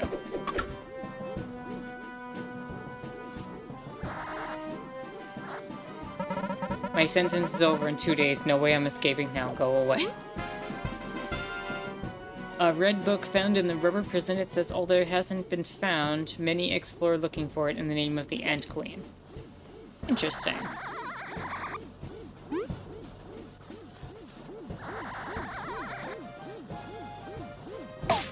Oops.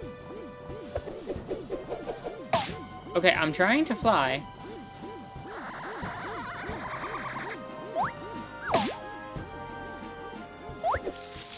Okay, I wanted to avoid that battle, but I guess that's not happening.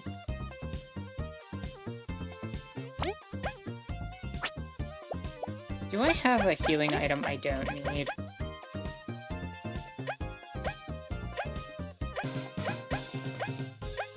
I can use this crunchy leaf.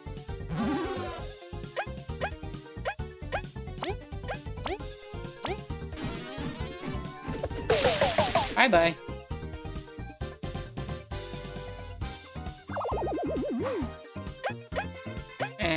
turn relay?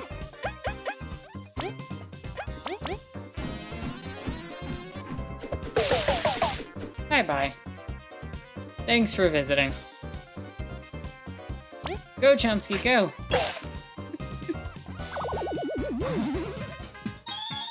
Unpredictable asks, what's this magical bug that floats around on crystals and has ice magic? We got our crunchy leaf back. That's really funny. That is Leaf. Leaf was experimented on and might be some sort of zombie-like corpse that was reanimated with some sort of creature. We're not fully sure on the background, but in that process, Leaf was endued with ice magic. Also, the creature that is now in Leaf's body has all of Leaf's memories, and in a lot of ways is Leaf. That was something we explored earlier in the game. When will someone fix the third floor bridge? That thing looks like it could break down at any moment. I don't know. Let's see what's this way. Nails? Was there more we could do here? I don't think so, because we didn't have the key, right?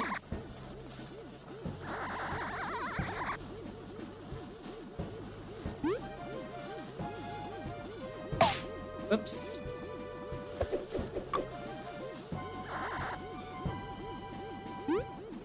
What about these barrels? No, just barrels.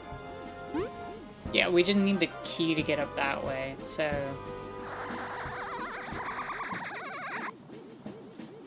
Whoops. Thought I was far enough. Duke says, hello? I think axolotls are pretty neat. They are pretty neat. They're adorable.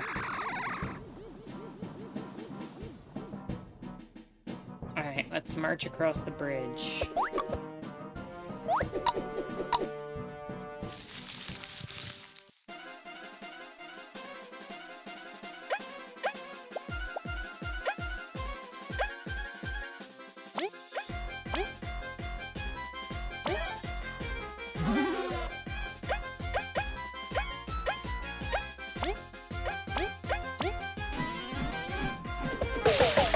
Seriously, don't mess with V.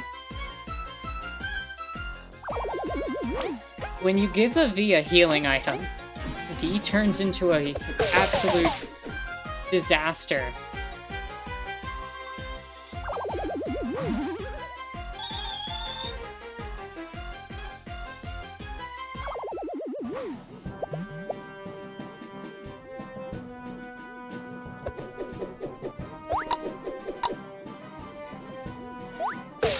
Oh, did not mean to get attacked there.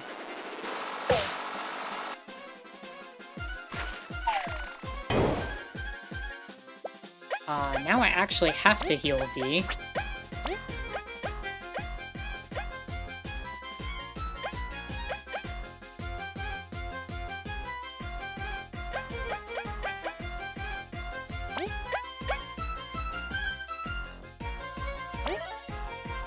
Here you go, V.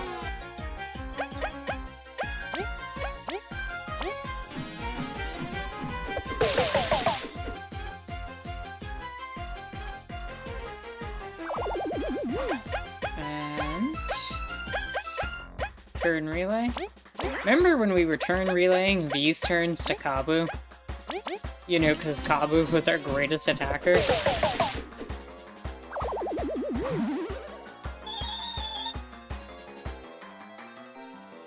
Hill says a beast.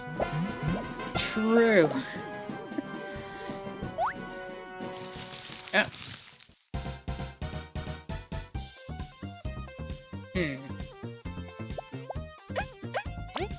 I don't have any throwaway heal items right now.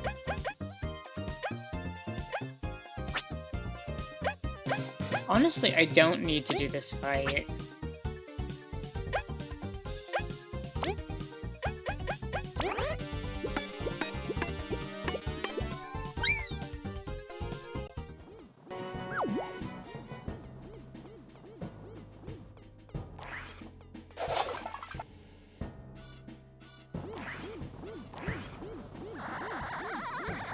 I may just go over to Venus and grab a heal to get my TP back up.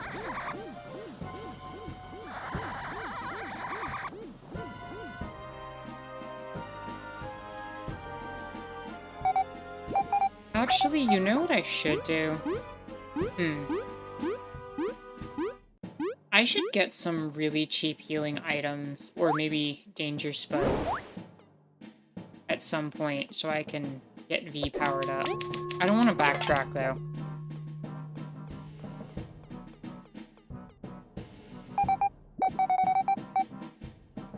Yep, heal us.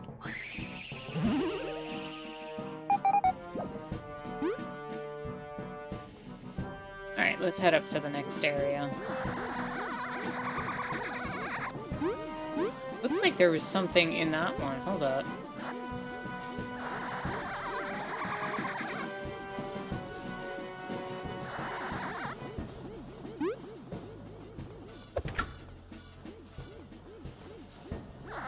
What did that one do?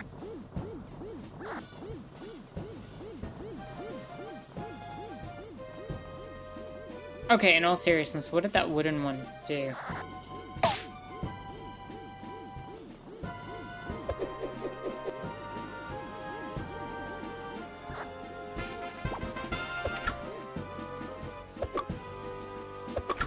I guess I'd open this one up.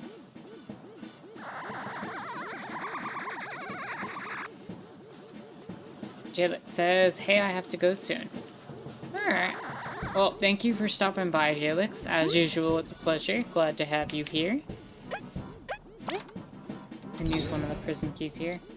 Have to get up at 5 a.m. because of school. Oof. As rough as that is, I hope school goes well for you.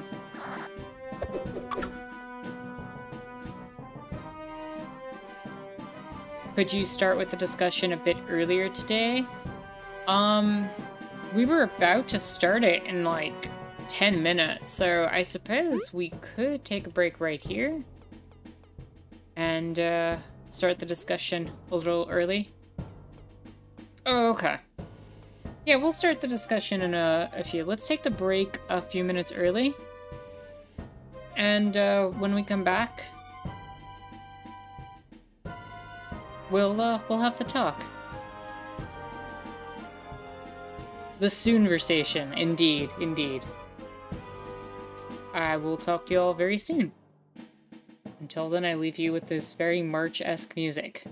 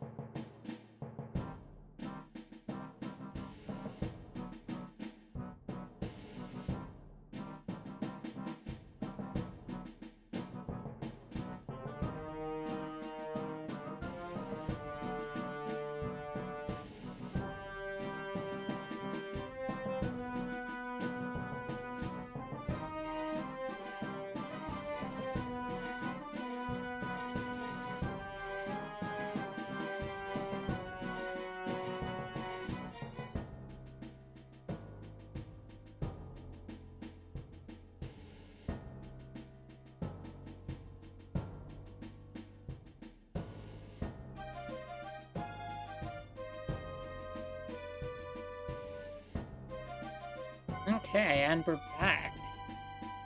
So, let's see what chat said. Fitting music for the topic?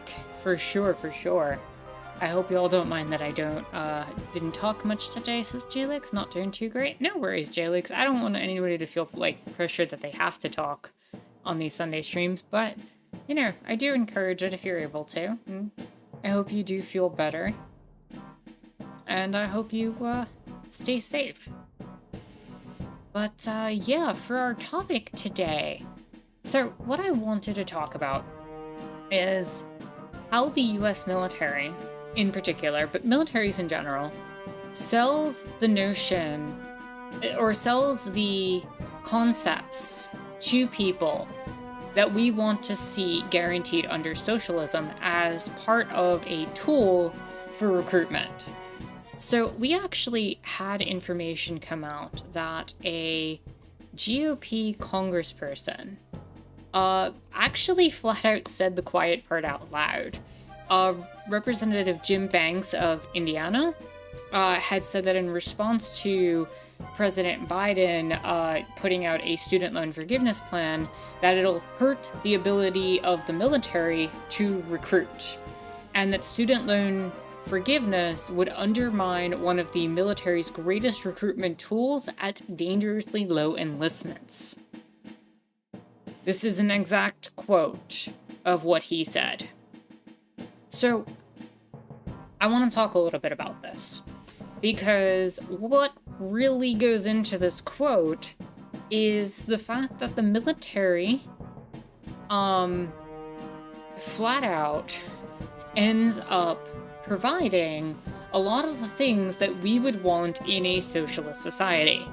Things like healthcare, things like housing and care for troops. Everything is provided for, to the point of relocating troops to another place.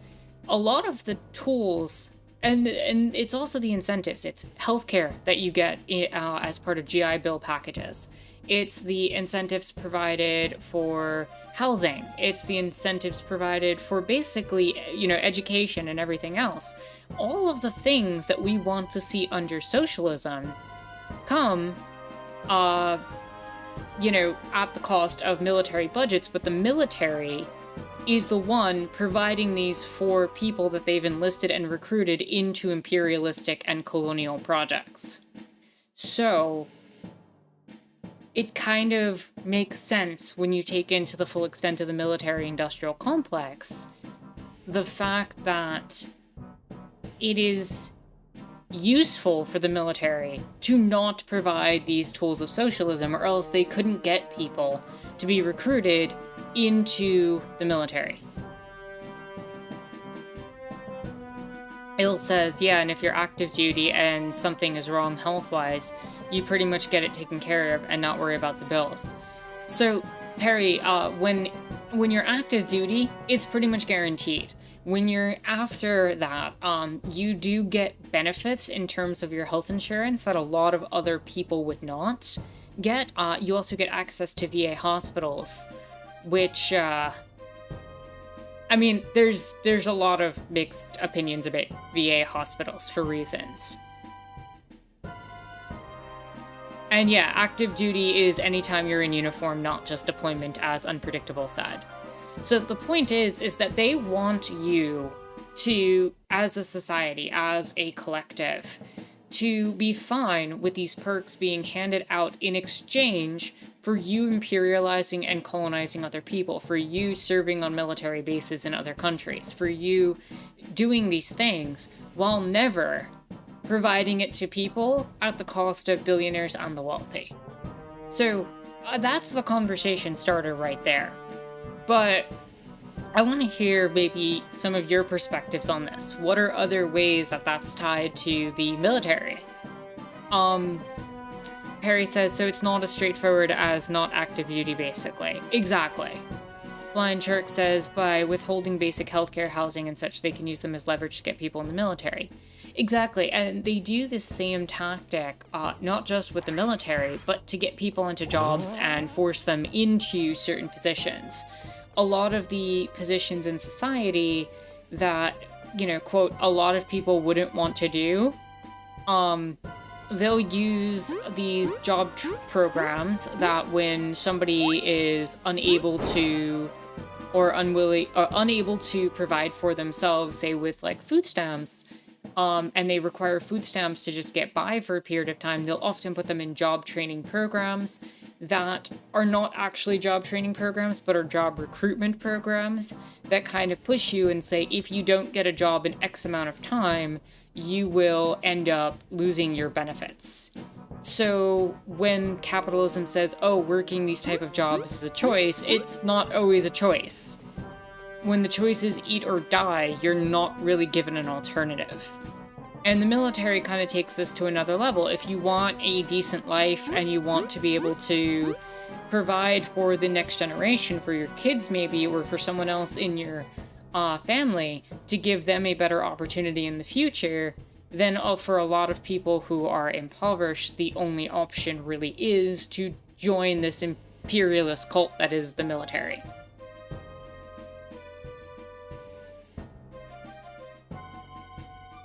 Ill says, there's reserve and guard which do have their perks, but not as much as active duty. Exactly. Unpredictable says, if you're the regular army, you're basically considered active duty 24/7. It's different for reserve and guard, but I don't know the details. Jalek says, yeah, honestly, my main question here is why is only 20% of recruitment come from families below 40k a year? But that stat comes from a 2018 survey, so I don't know. Is that a true statistic?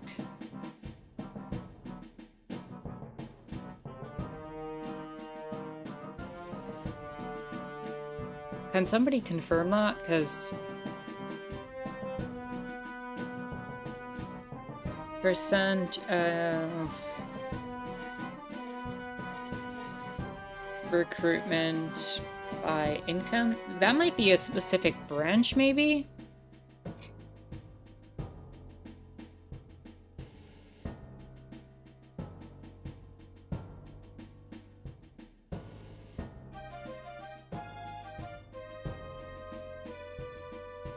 Let's see.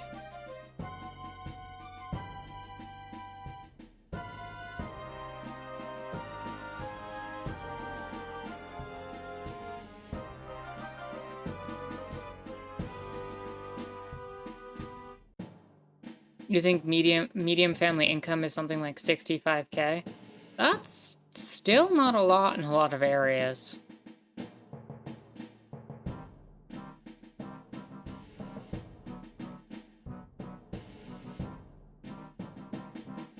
Blind Shark says a large part of the military budget goes towards healthcare that could be just used for healthcare for everyone. Yeah, very true. Ill says you get a housing allowance and basic food allowance. And in addition to that, you also get benefits to buying houses and other military perks as well. You got it from a Brookings article. The link's too long to post here, sadly.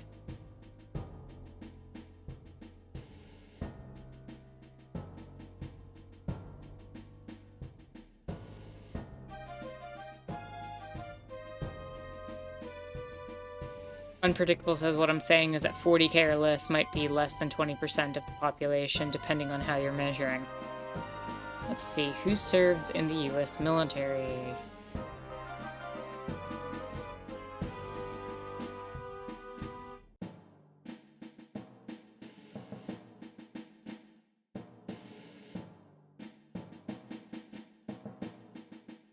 Trying to just check information.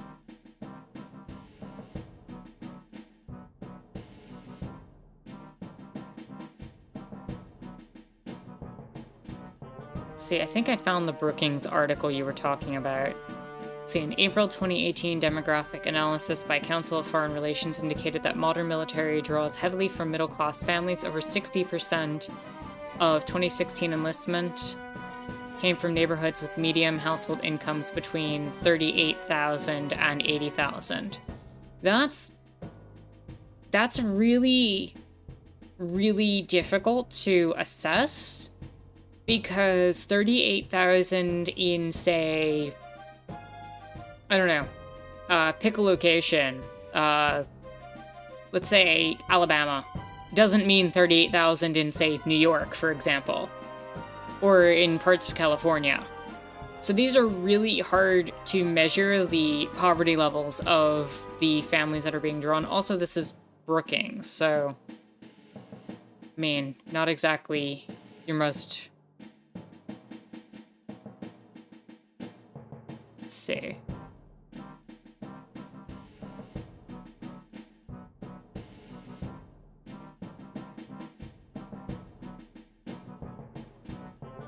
Jalix says only 11% of the US makes less than 40K. There we go. Yeah, no, that's really good analysis there. Good research. Because if 11% of the US makes less than 40K and 20% are in the military, that might be an overrepresentation, as Unpredictable had said. And that's also not factoring in what exactly is actually a poverty level in different regions.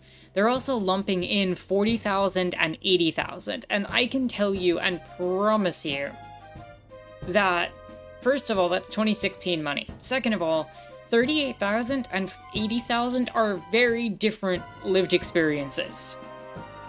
One is a lot more comfortable than the other, especially in certain areas. And without giving all the background information on that data, that is potentially deceptive.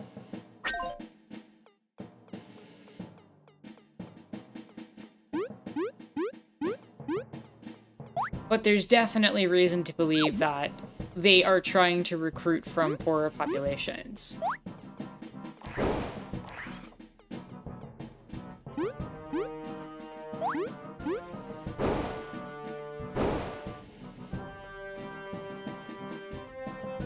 But here's the other thing, right? There's also a fear factor from those who are not in maybe the worst poverty ever, but are still struggling financially, to try to get over that hurdle to get into like a situation where the next generation does a little better, or they've been coerced by other means to join the military. There are definitely military perks and advantages that make it so that those who are in the poorer side of society are more likely to join.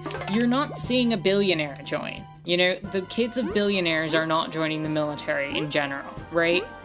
The kids of millionaires are not the ones joining the military. It's a very specific class of people that either have been convinced that the military is, you know, part of their tradition and heritage as a family because, say, a family member had, say, a World War II veterans role, or they served in the Imperial War in Vietnam, and they have family members that are tied to the military, so it's part of the tradition to join.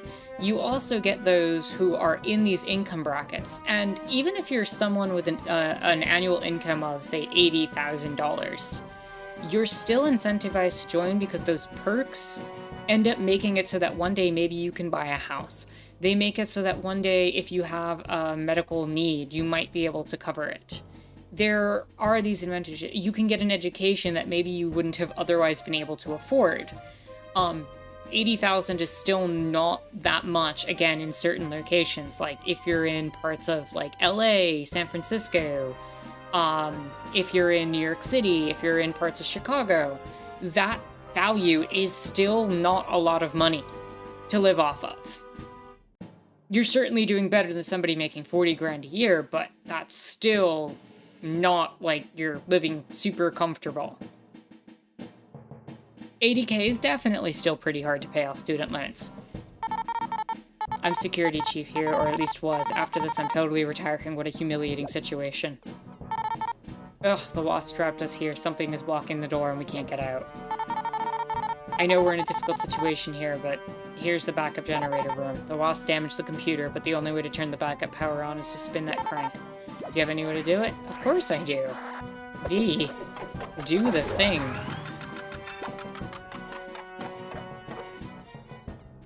Backup power is online.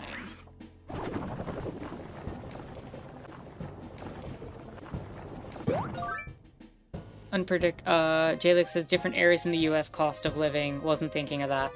I mean, when you have a country that is like the size of, at least half of Europe, you're going to have a very large disparity between incomes in a capitalist society. So, and I can promise you that I have seen strategies implemented in even schools, in high school especially, where they will go up to high school students and they will try to coax them into signing up when they turn 18. They will literally use recruitment tactics. I have seen things like using a woman in the military to try to attract men and pull the whole, there are so many attractive women like me, you can get with me and women like me if you join the military. I've seen the whole, you can see the world, you can, we'll pay for your trips to, other parts of the globe that you'd never otherwise end up seeing. We'll provide you education, we'll provide you support. These are literally parts of the recruitment tactics that they use. And they will go into schools and they will share that information. And they're allowed to in a lot of places. Ill said, article on officer fired for saying the military is turning Marxist.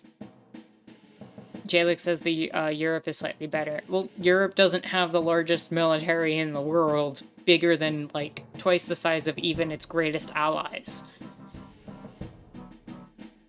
Like we said, the military uses socialism to entice people to join. But you know what? I just need to say this. When you have a nationalistic form of socialism, or what appears to be like socialism, what do we call that historically? When, it's usually fascism. What we need to address is that the military's tactics are saying we will provide for those who give of themselves to the state, but not to people who do not belong in the in-group. There's definitely a fascistic tendency with that. Merchant says that happened at high school I went to, using a woman in the military to coax high school boys into joining the military. Worst part is that it worked for a lot of guys. It really is surprisingly effective. Like, that's not... That shouldn't work. But it unfortunately does. Also, merchants, welcome. Hoping you're having a chill and lovely Sunday. No worries on the stealth mode. Ill says, see the world, risking your life on the benefit of Halliburton and other multinational corporations. Well, I mean, I've even had conversations with people over my life where they will flat out say, hey, my chance of being put in, say, Iraq and Afghanistan is really low. I could get on a military base in Germany. I could get on a military base in Japan. I could end up in a military base in some other location that isn't in the middle of conflict. So it's worthwhile to gamble on the chance that I won't be called into active tour in, say, Iraq and Afghanistan. And it's literally a gambling of your life, but also either way, you're committing to US hegemony and imperialistic tendencies. I actually used to do anti-recruitment work at one time. So, like, this is something that I actively have a lot of knowledge on. That was a number of years ago that I did that, but yeah, this is not the job you want to get into.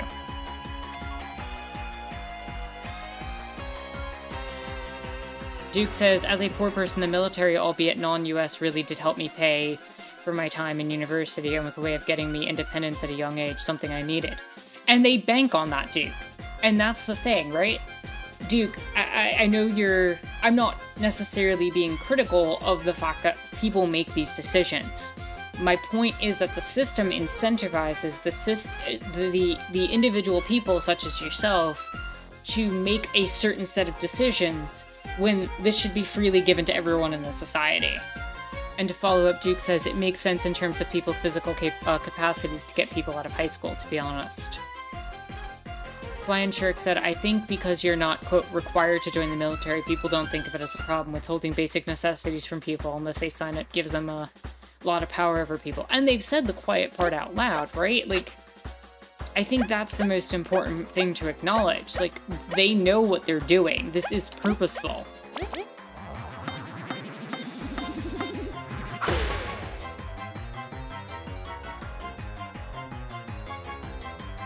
Unpredictable says, that's fucking awesome. I mean, it sounds awesome, but like literally it was just going outside into locations that I knew recruiters were going to be at and just handing out pamphlets that countered their propaganda. Like, I would get my hands on a military pamphlet, and it's as simple as setting up right nearby, right? You just take one of the military pamphlets. You know when they're going to recruit. You know when their days and times are, because they advertise that a lot of times ahead of time. And you come in with a pamphlet just countering every bit of their information. And it works. I've had conversations with a lot of high school students over the years in different towns and locations that I've been in.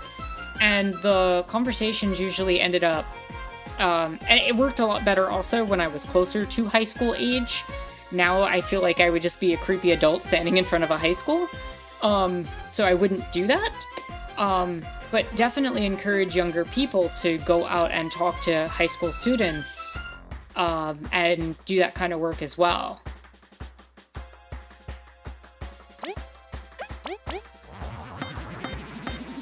But also I got kicked out of a lot of places as well.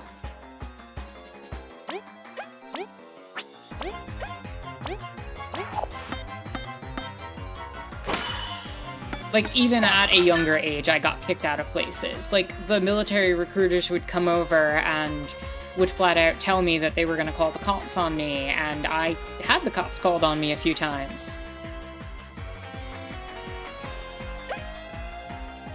Flat out saying, like, hey, you can't be standing here, you're loitering, you're doing this, you need to get away from here. Even though I was perfectly within my right to hand out pamphlets. So I just, you know, but that's neither here nor there.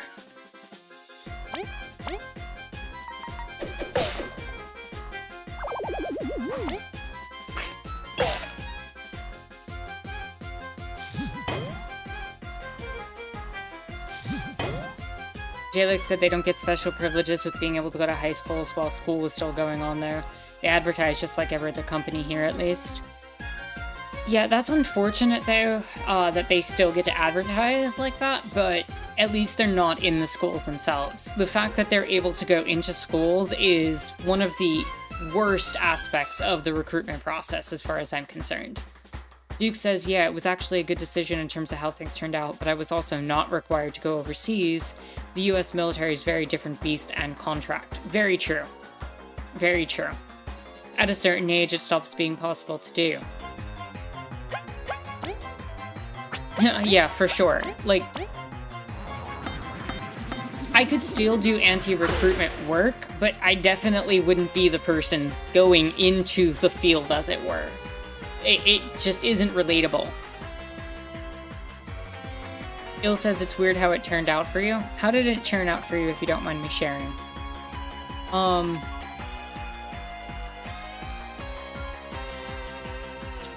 Unpredictable says, oh yeah, I bet Americans love their vets. You know, it's a mixed...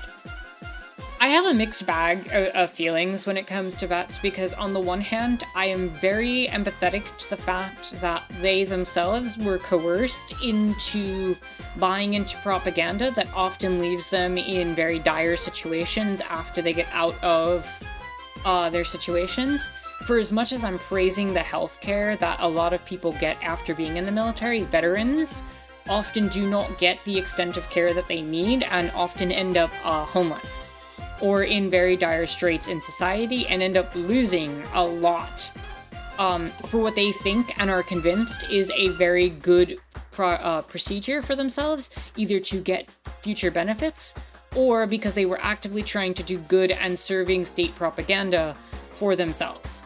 On the other end of that spectrum, they're also going in and serving a imperialistic system that is systemically annihilating people, usually in a very racist and genocidal fashion. And they're part of that machine. They're part of that machine. So I have very mixed feelings when it comes to all of that. And a lot of my studies have been on that topic itself.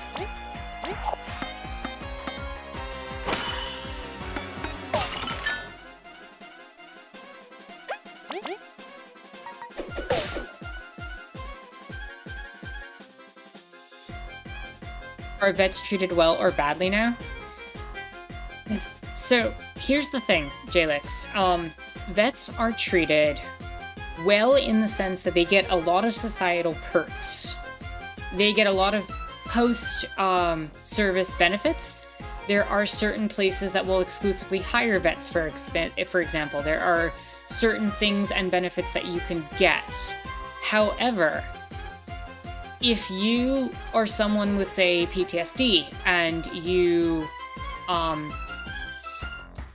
and or any sort of mental health condition that might have come from you serving in the military, from the damage that, happened over time, you can end up finding yourself in a place where the health services won't cover that mental health care.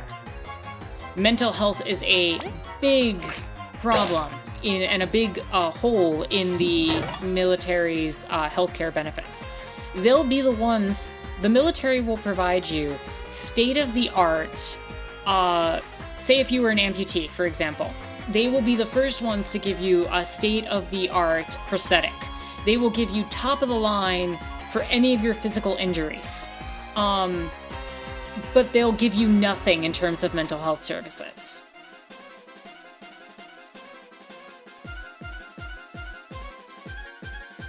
And so it's this weird balance where, on the one hand, yes, you get a lot of perks and benefits. On the other hand, if you end up turning against the state interest, and which a lot of vets often do, end up turning against the state service and realizing the propaganda that they were in, you'll be treated lower than dirt by the society as a whole. Let me just catch up with chat.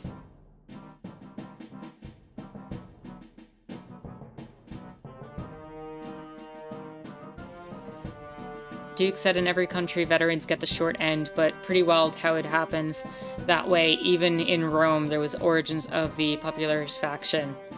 Gango, hello and welcome. Hope you're having a chill and lovely Sunday. Short remark of the day. Add to that the National Socialism of the military. It serves colonialism, which is inherently racist, robbing nations less worthy populations of their resources. 100% correct. They are part of that process. And you literally serve a very racist and genocidal policy in order to do that, even if you yourself are part of a group or, that would also be targeted. Like, it doesn't matter if you would have once been part of that same type of group, you're still going to serve U.S. interest at the cost of groups that are very similar to you, oftentimes. I could do an anti-recruitment video. That's true. That's a good point, Duke. I should think about that. I don't want them to be there. They usually advertise right next to the police too, at least to the things I've gone to. I will say this much. In my experience, former military usually ends up more disillusioned than people who serve in police departments. That's not something I have statistics to back. It's just something I have noticed. So I do want to mention that. I don't know how true that is. But anecdotally speaking, I've seen people in the military become much more disillusioned and actually turn into leftists at a higher rate than I would have ever seen anyone who dons a police uniform. And I imagine that has to do with being able to actively see the interest at work a lot of times, a lot more readily and easily. Veterans have been treated like essential workers during the pandemic. Constant praise and lip service, but barely any actual support. True.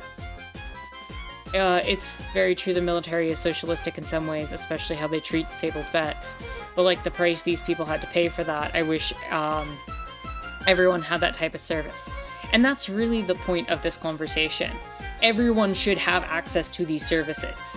These should be a policy available to everyone, not a recruitment tool where you're literally starving people, keeping them in abject poverty, putting them where they're paycheck to paycheck to survive.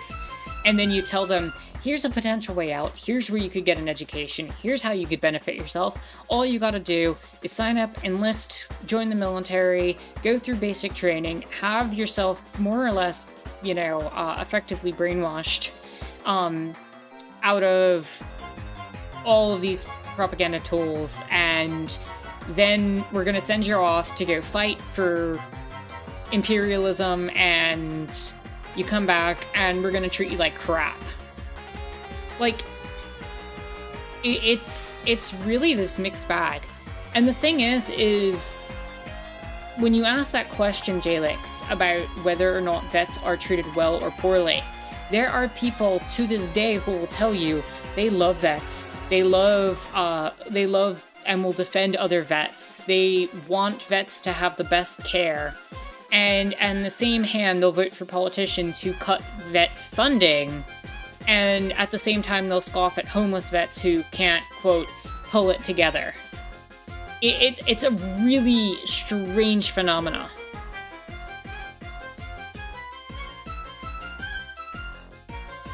Il says it takes a toll on you physically and mentally. For sure. Jaguar, but if you're a disabled vet, you don't get hired as easily, and I'm not sure what the social services are. That's fair and true.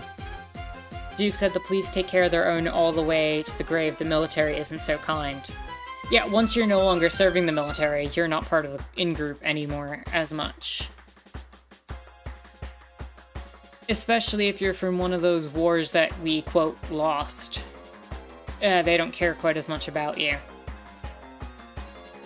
Perry says it seems they're a lot more interested in taking care of outward physical harm than psychological, just from what I have read, like in other professions, to be honest. Very true. Unpredictable says, also, if you're police, the populace is your perpetual enemy, so they got their own community away from you. Very true. Duke says there's a long tradition of not really believing in or taking very seriously psychological stuff, especially with the sorts who become career military officer types. Very true. Very true. Blind Shark says the doublethink is astounding. Jalix says it's incredibly strange. It is. It's bizarre. It's bizarre how you can praise somebody in one breath and then criticize them and everything in the next. The doublethink is a great way to represent that.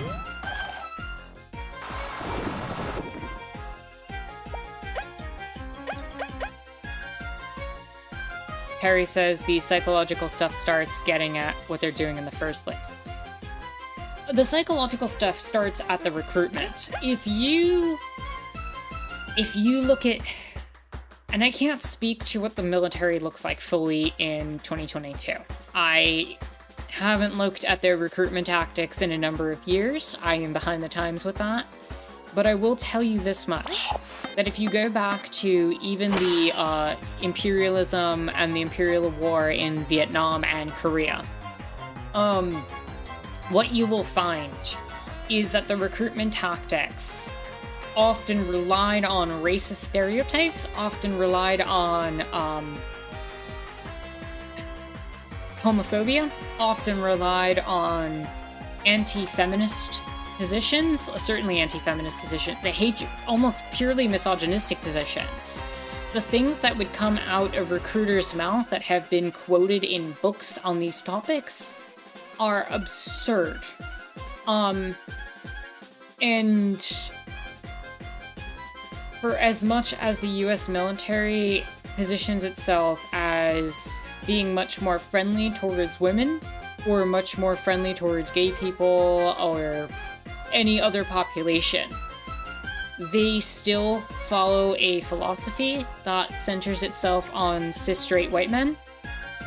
And it is one where you will hear, at least true as of 10 years ago, 10 to 15 years ago, you will hear language that more or less criticizes certain ethnic populations and certain racial populations.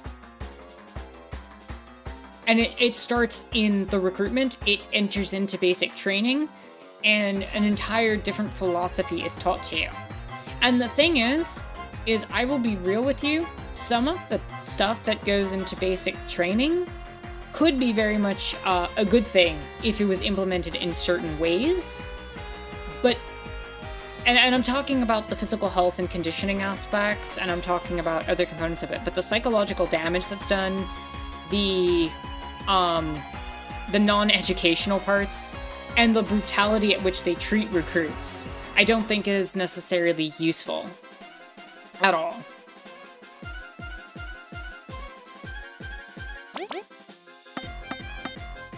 Also, Jalix, thank you so much for stopping in, and I hope you have a good night, and I hope school goes well. Thank you for stopping in. Flying Shark says the psychological harm is less important for them to treat because it's less visible. As long as everyone looks okay from the outside, then people won't get upset. Yeah, pretty much. That's pretty much it in a nutshell.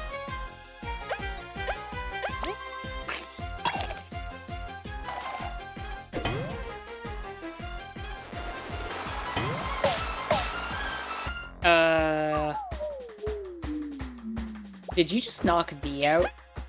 We have a problem.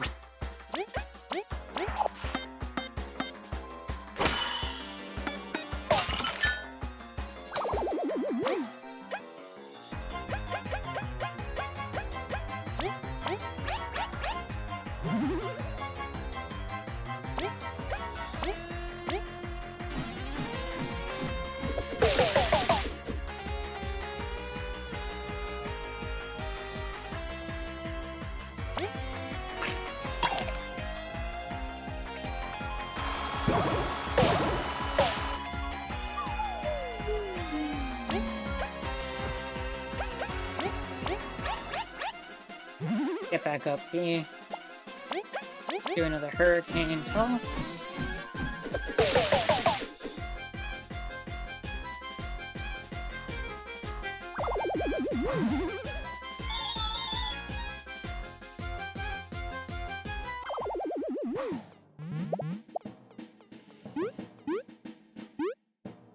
Alright, I'm uncomfortable with how low my HP is at the moment.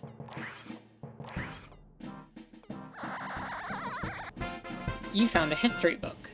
A yellow book found in the rubber prison. It says, the everlasting sapling, a relic that granted eternal life.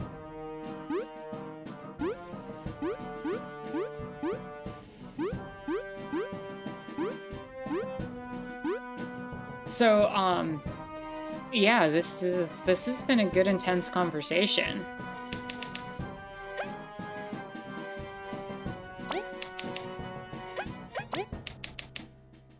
I need to get another book here? Okay. Must be some sort of order. Okay. Ew, thank you so much for the $10 donation. Absolutely appreciated.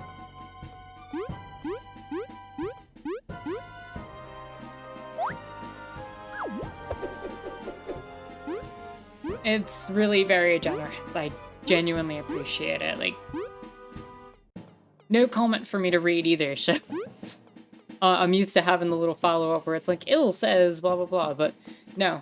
In all honesty, thank you so much. Donations are always appreciated and welcome. Is there something more to this room? I don't think so at this moment. Let me just head back.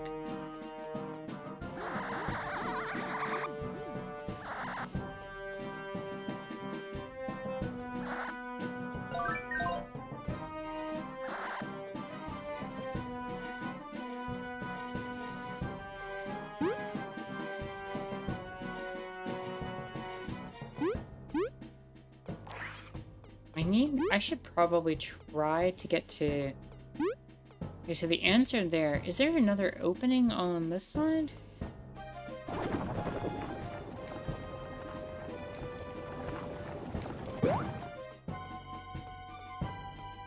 No. Okay. That turns the power on.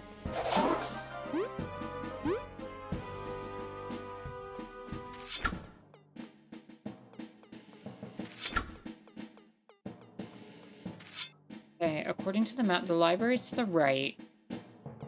There's a key on that, which I got.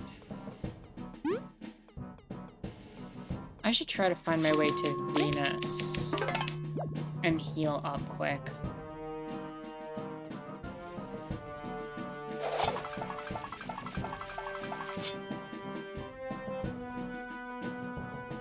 Can you interact with the computer? I will check.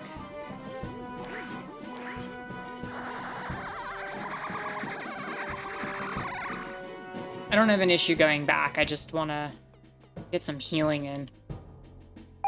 Seeing V go down in a fight is not a good look.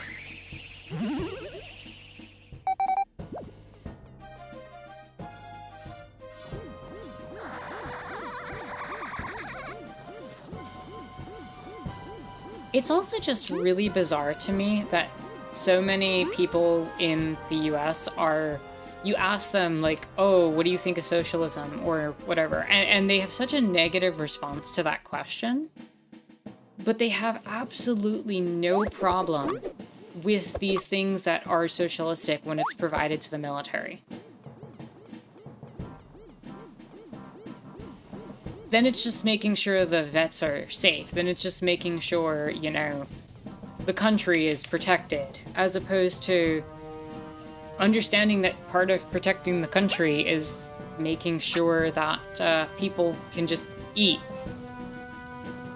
and get an education and are taken care of. You know, without having to be manipulated and coerced.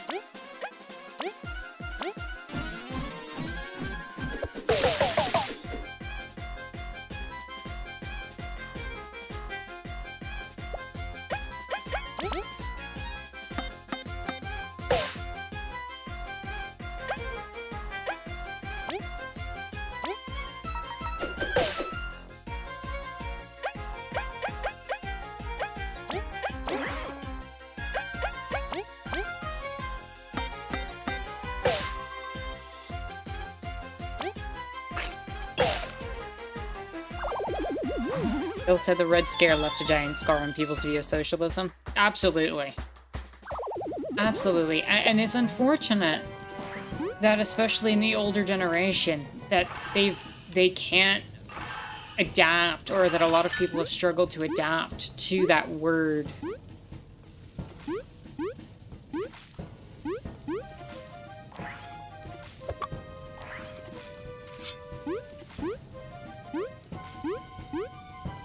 Unpredictable said a lot of rural conservatives folks are cool with socialistic stuff like co-ops. They just don't think of it in those terms. You know, you may bring up a good point. Like, there are a number of conservatives who are absolutely fine with socialistic things. But the second the word gets brought up, it's the scary word. And, you know, people lose that. And a lot of people practice almost communistic practices with their own neighbors in their own communities, even in suburbs, where it's like people will leave their shed open and anybody needs a lawnmower just goes in and grabs the lawnmower and uses it. Like, that's not uncommon in certain rural areas of the US. You're not worried about somebody stealing it. You're not worried about that. You just leave it out in the open, and if you need it and it's not there, you'll go around and call out to one of your neighbors that you know uses it and say, hey, by the way, do you have my lawnmower? Oh, yeah, I borrowed it the other day. I just didn't get a chance to bring it back. No worries. Like, that's a common occurrence.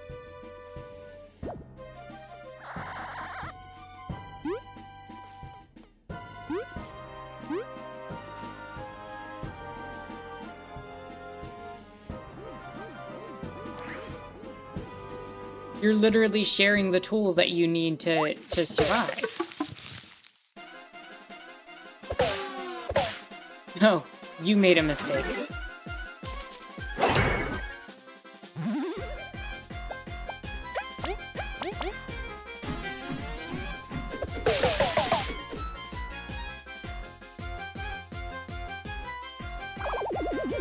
It'd be cool if the streets had a common shed.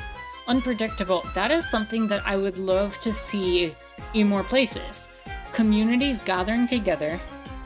And that's the thing, right? If there's a trust and fostering in communities, you could create, just like libraries, you could have tool libraries. You can have communal kitchens and communal fridges. You can have these different tools and resources to create in small ways in your local community these very necessary measures.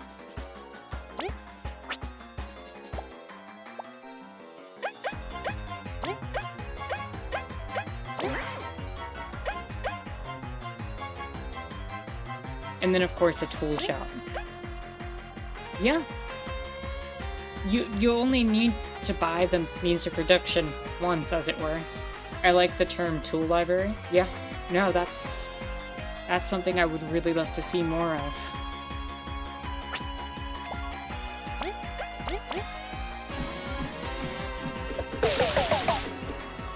Unpredictable says library socialism, baby. True.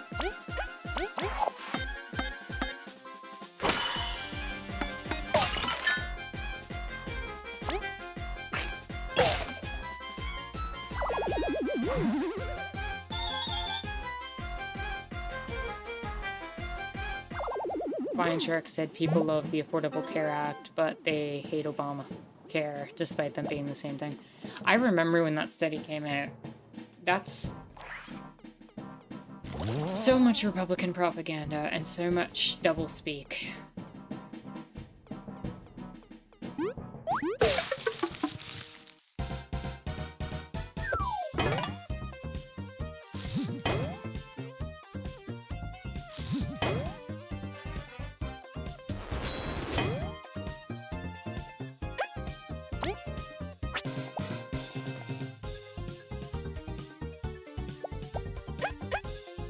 Do I have any healing items?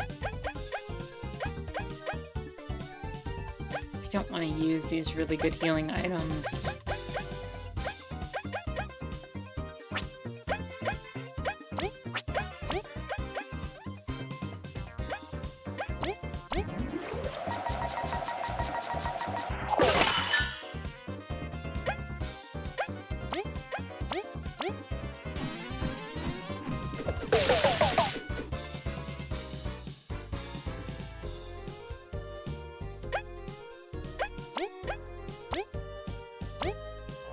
Some heavy striking right now.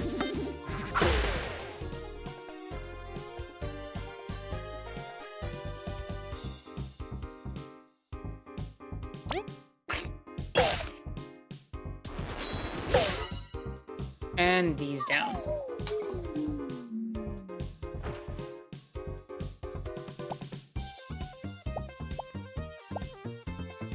I know Chomsky can wipe out the one in the front row.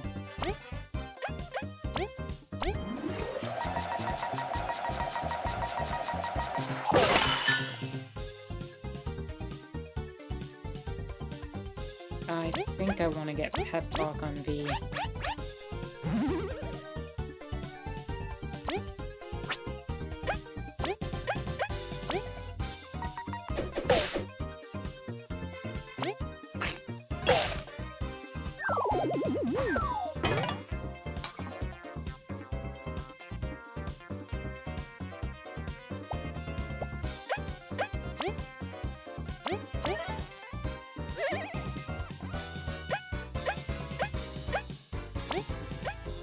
Do a frigid coffin on you.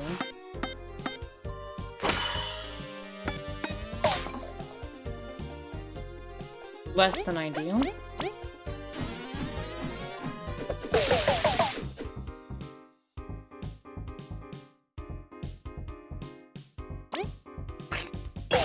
Definitely less than ideal.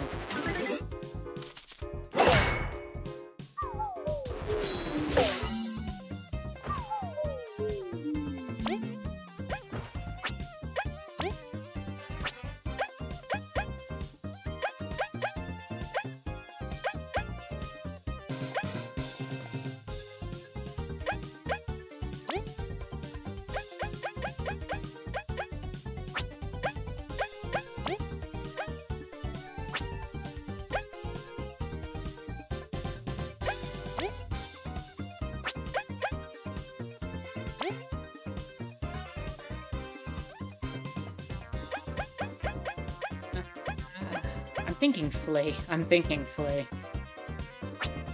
I have 2 defense. My problem is that one in the back row has my good healing item too.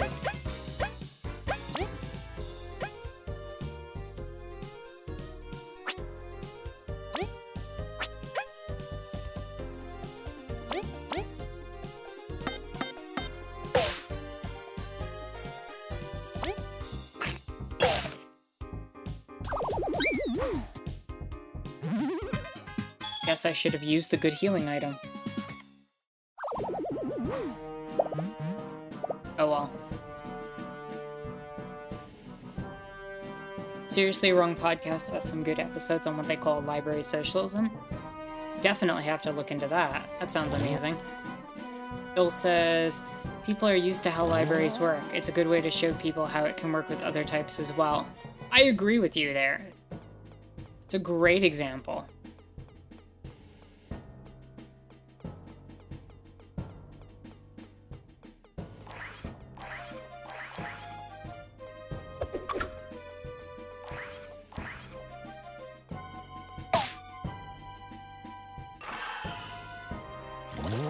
Kitchen, lawn care, etc. Yeah. Unpredictable said, Anarchist Terror, you're pretty cool. People here are pretty cool too. This is fun. I'm glad you're having fun. Glad to have you here as well. It's been a great conversation all around.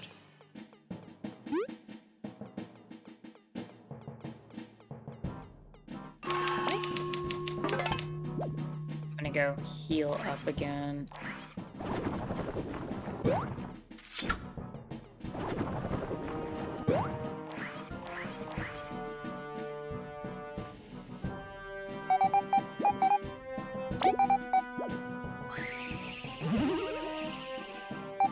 Oh, you're welcome, Unpredictable.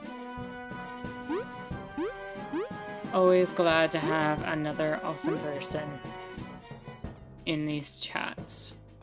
We can go this way.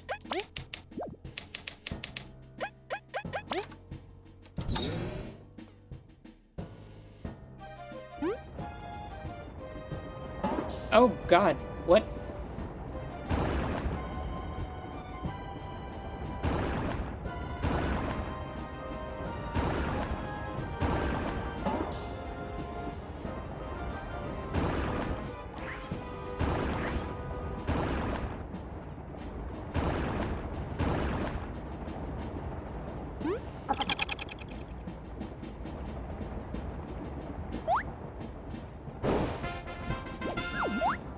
Book.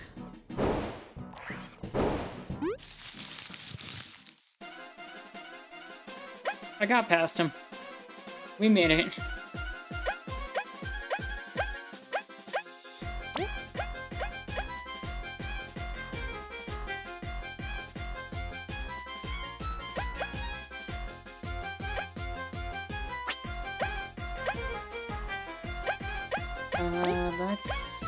We can go all out here.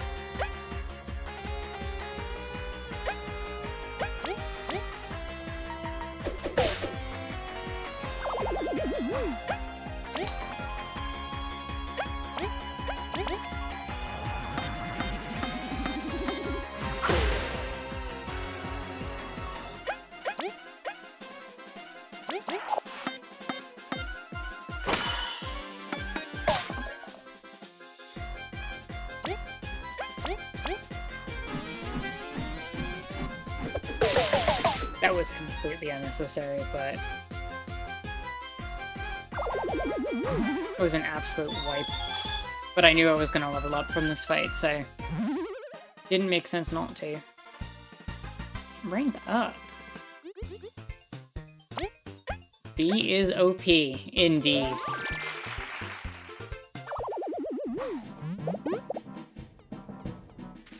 Okay. How many more of these books do I need to get?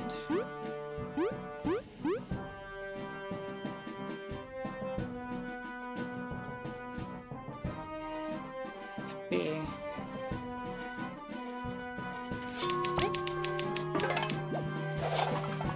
Where have I been and not been? So that's the entrance. I went left, got in the little cup room.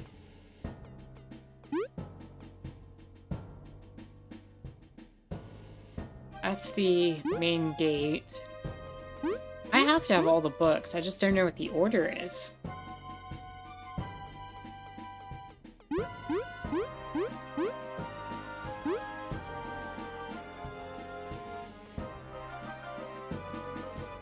Oh no, I don't think I was in this room.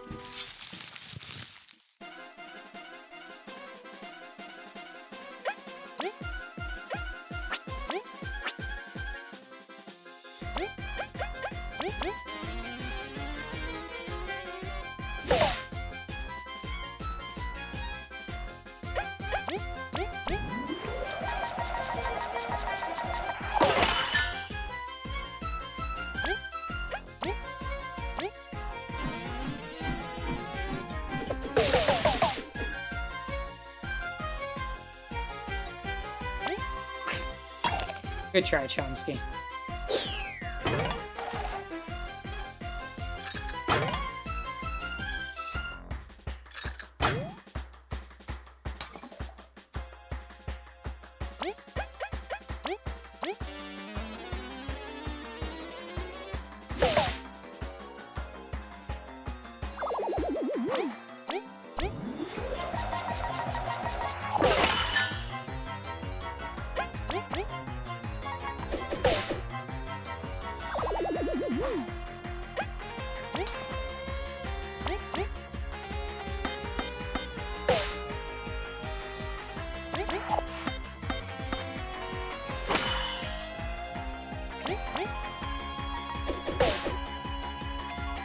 And... oh, I meant to make Chomsky attack. Whoops.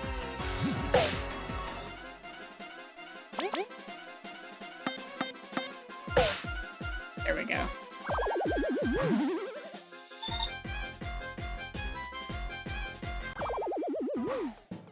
So what's the deal with this room?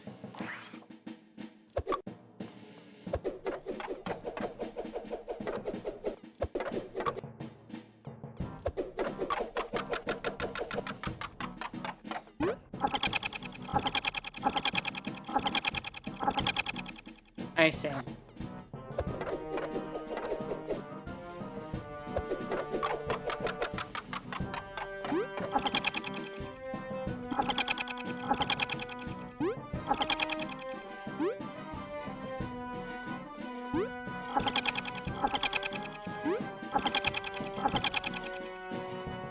Or am I just gonna have to keep that spinning? That's interesting.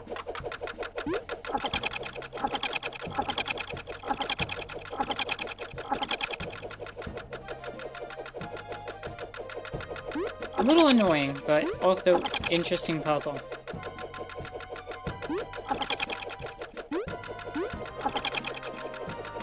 Do you have 2 unused metal coins? I have 3 unused metal coins at this moment in time.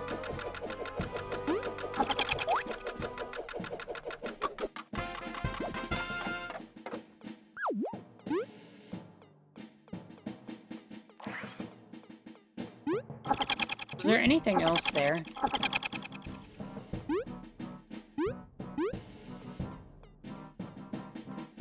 You've unlocked perpetual motion. Energy crisis averted. I wish. Wouldn't that be something?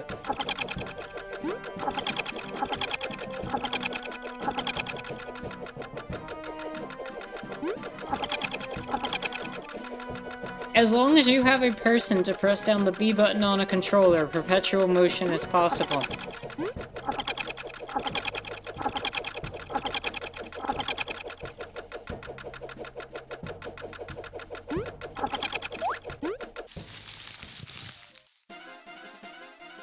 Whatever. Just do the fight.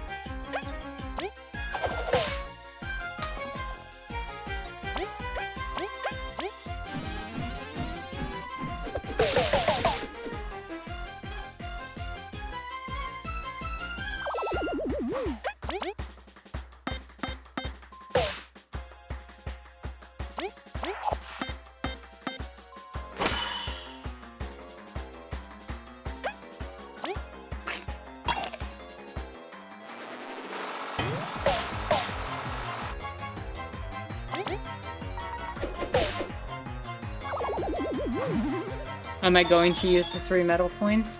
I am saving the medal points so I can get another Defense Plus badge onto Kabu. So when he enters into danger territory, he will have, he'll have 4 defense.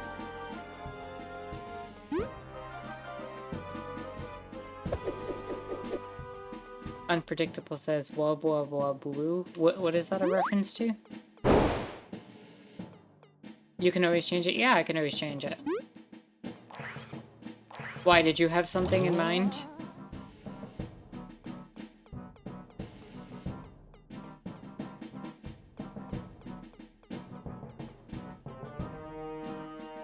The sound the bugs make when they die. I didn't even think about that.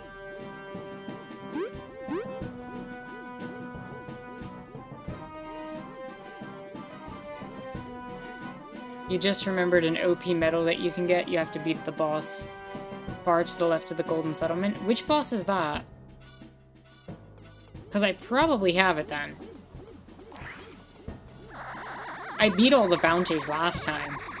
Unless there's another secret boss.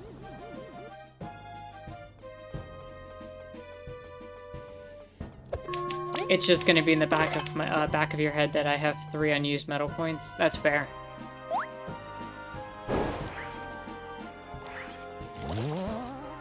The mosquito boss?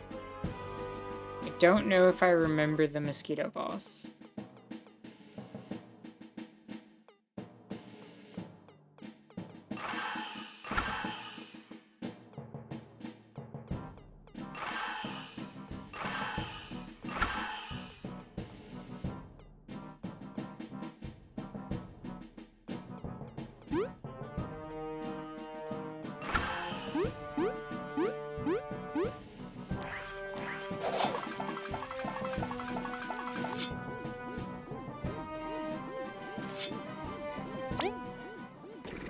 I'm going to get some cheap healing items.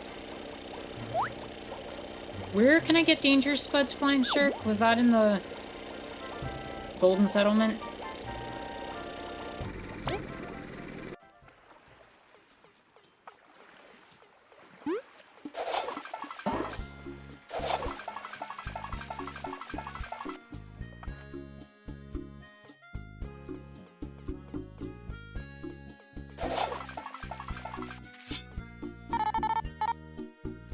Defiant Root. Okay.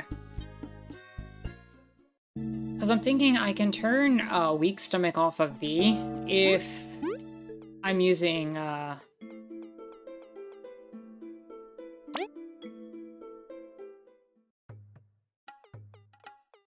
using the Spuds.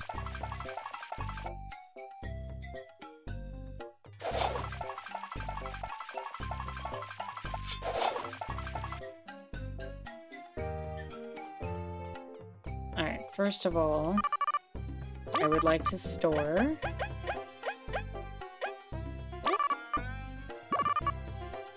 Answer and caps? Answer and caps according to who?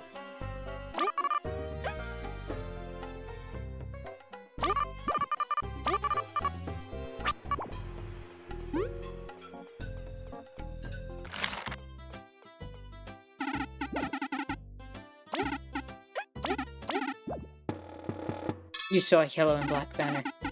Oh no, the bees must be also.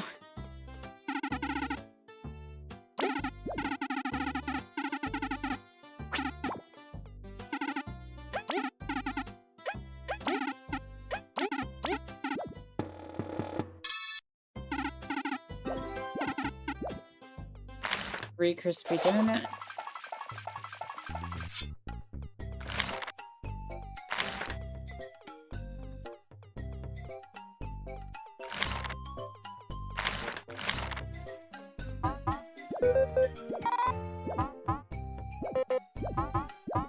Your claw? Did I ever find this one's claw?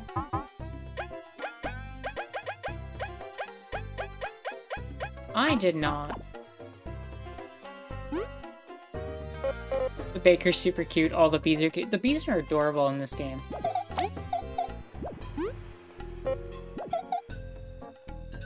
Crimson ore? Yes, I have the crimson ore. You truly found it. No problem. Pardon me, but I will get to work immediately. I've been itching to finish this medal. Excellent, a masterpiece. Would you take it as a reward? First hit dealt to the equipped bug does no damage in battle. Whoa, for real? It's heavy. Sorry.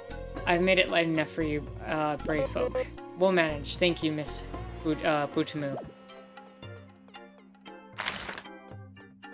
Where are these danger spuds?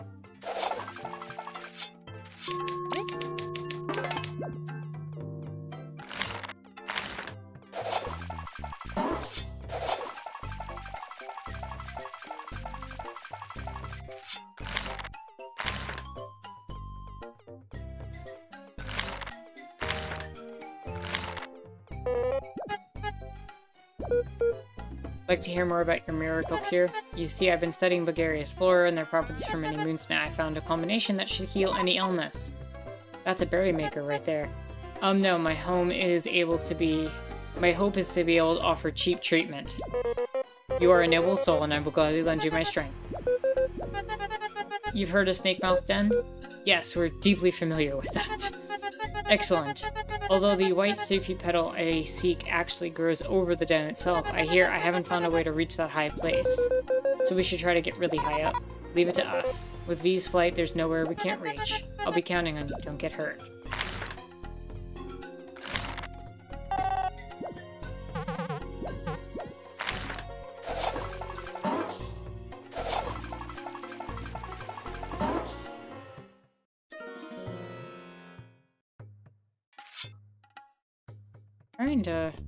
Where are Danger Spud? Fable. It says you can buy them in Defiant Root for 3, but I don't know where.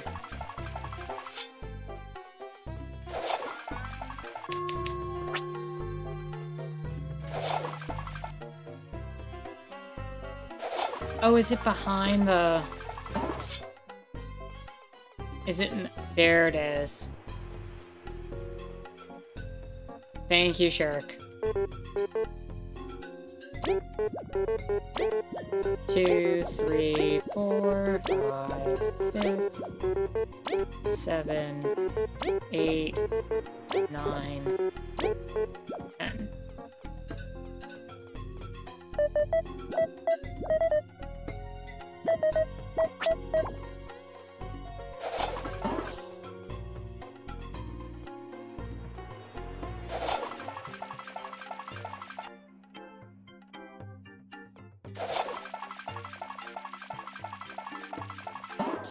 I just want to make battles quicker and easier.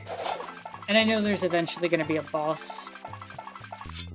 Which means I should probably make at least one spicy fry. Let me head back to the Ant Kingdom.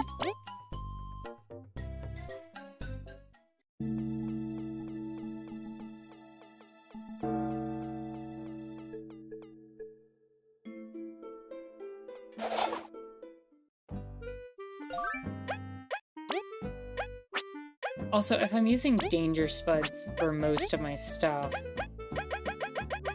while I'm not in a battle, I can turn Weak Stomach off. Or while I'm not in a boss battle, at the very least, and I can turn Full Last Stand on Cabo.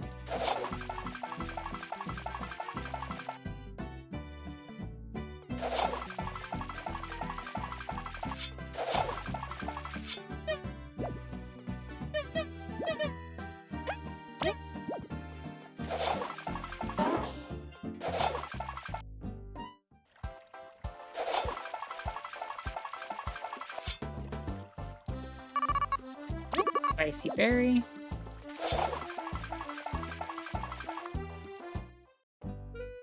And I'll put Weak Stomach on before the boss.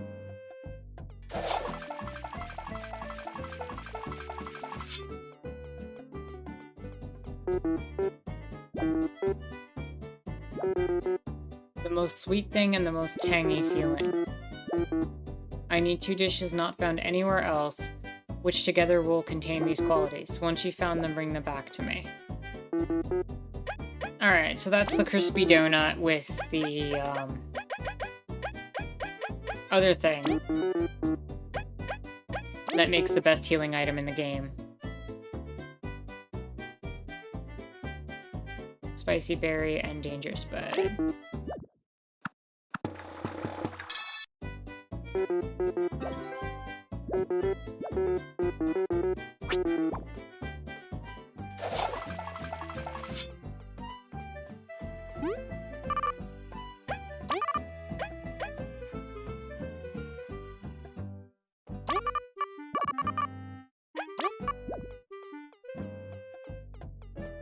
I'm gonna just save to double check, but I'm pretty sure it's the crispy donut and the tangy thing.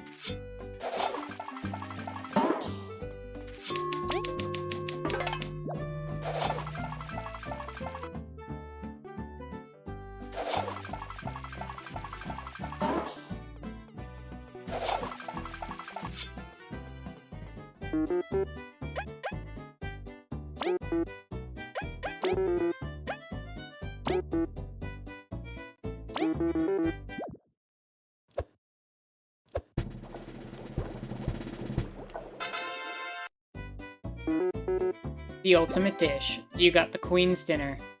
Fry's masterpiece, a dinner fit for royalty, restores 15 HP to the party, 15 TP, and heals any status effect. This is something only I can cook. Just bring these ingredients back here and I'll make you as many as I can eat.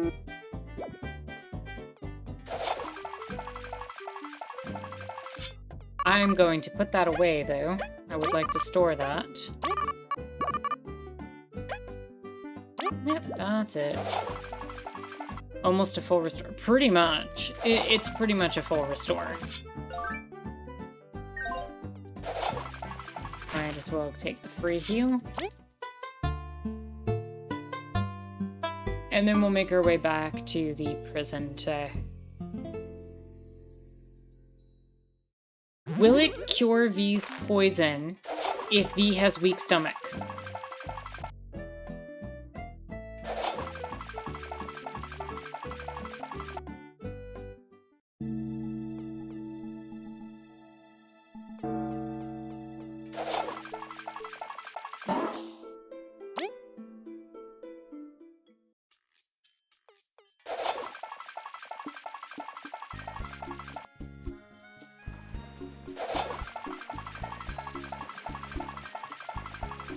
Does weak stomach take priority, or does the heal take priority?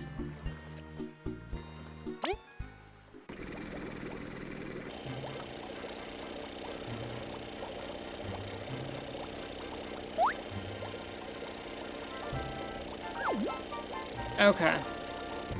That's good to know.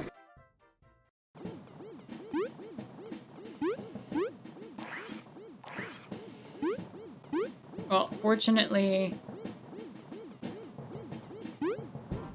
we're not dealing with that right now, so...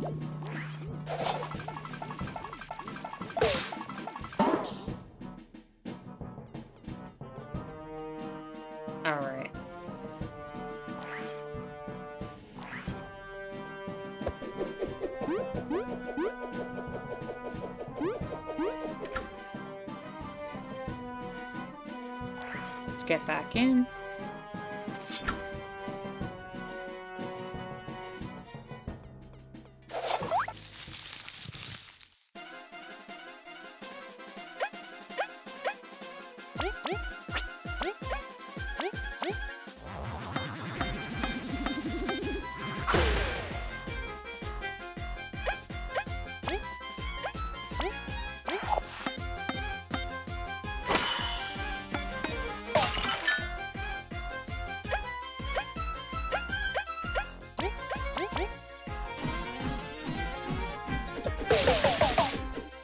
Bye-bye.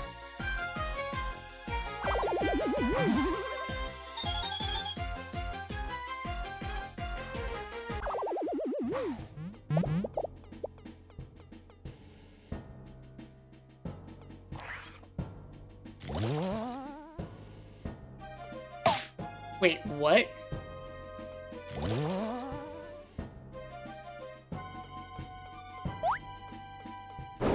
That was really weird.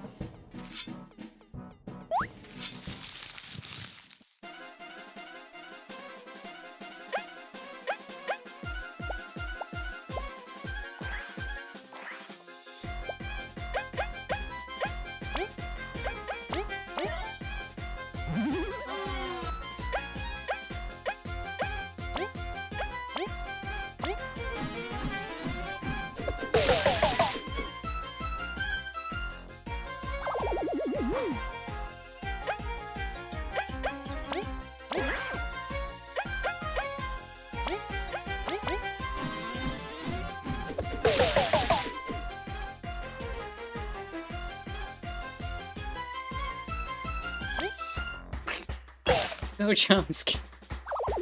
Chomsky for the win.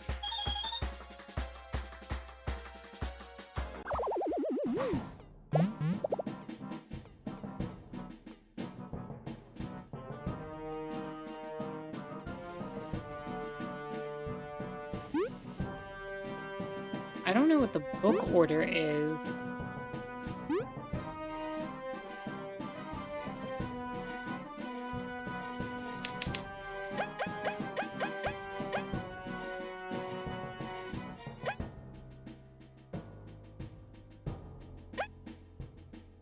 I guess I just gotta put it in.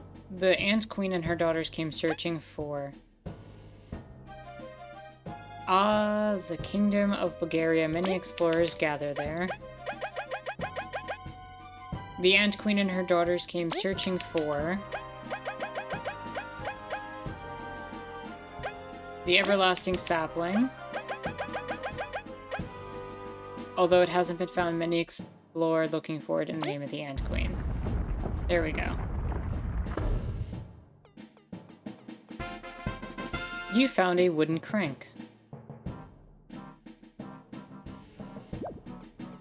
Wait, where does that go?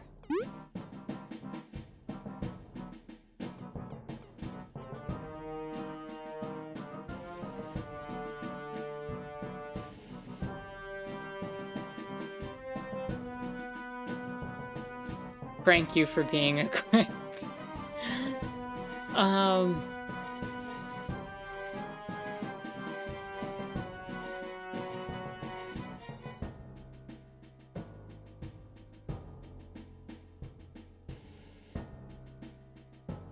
I don't remember where they're used.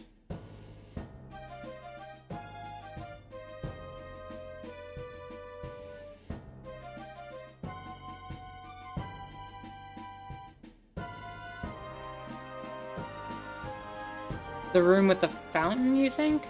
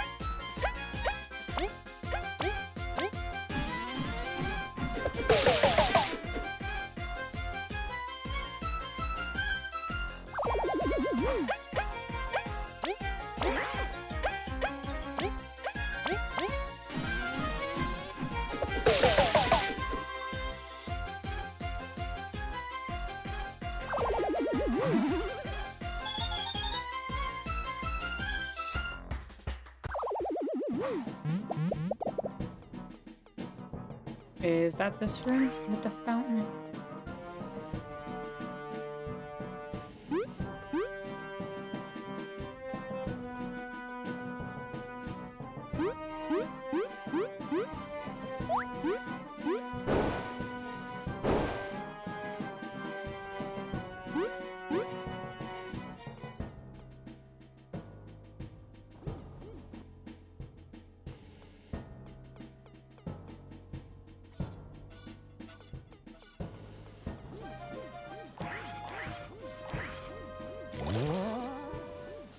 We're still in the prison.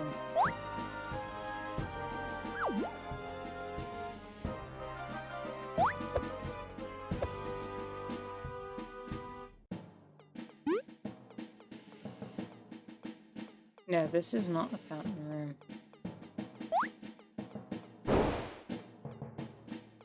It is the other one that I was looking at.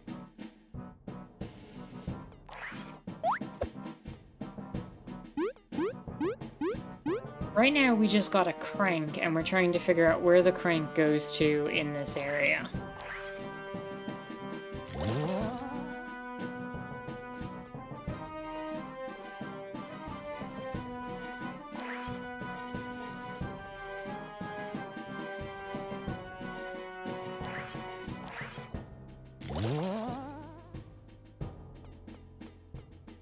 Jaguar says I had to AFK a lot today because I was wondering what's been the biggest difference having Chomsky on the team. Occasionally I'm able to save myself from a lot of damage because Chomsky can get an extra attack in. That's about it, but Chomsky's really useful.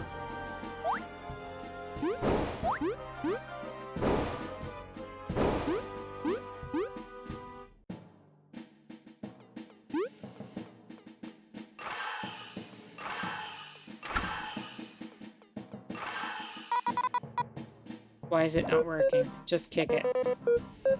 Just kick it.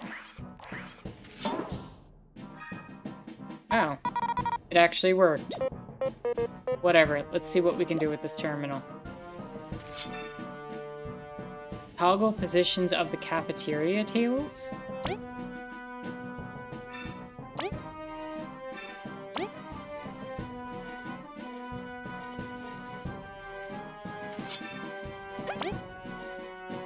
Which room is that? Cafeteria.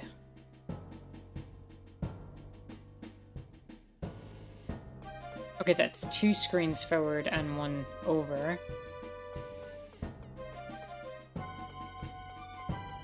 Was that supposed to be used to stop the boulders that I kind of just ran past?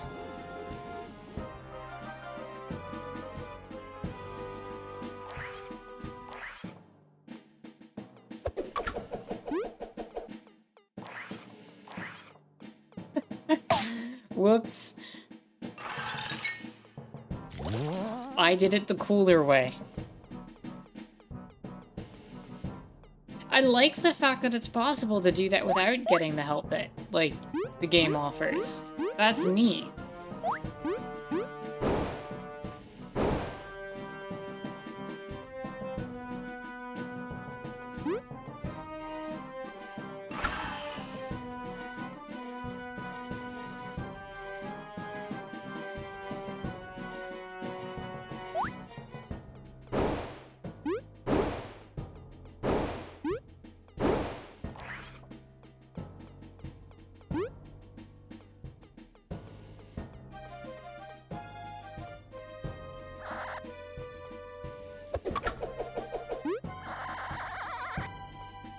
How did I do this last time?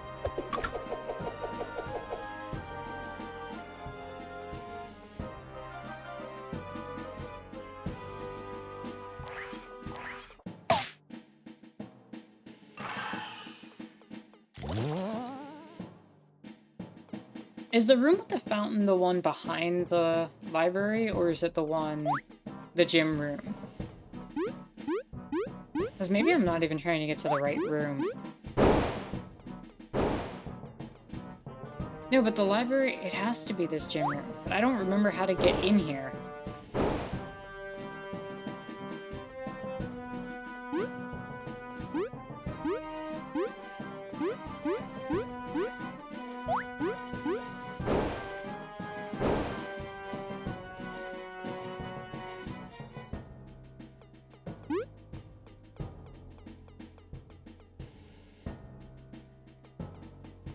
Shark, what am I missing?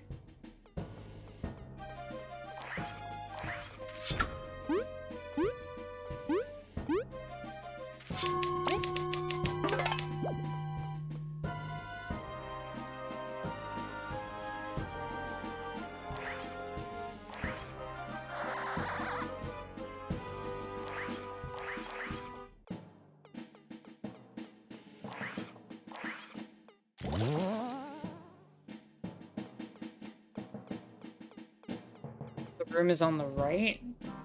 Oh.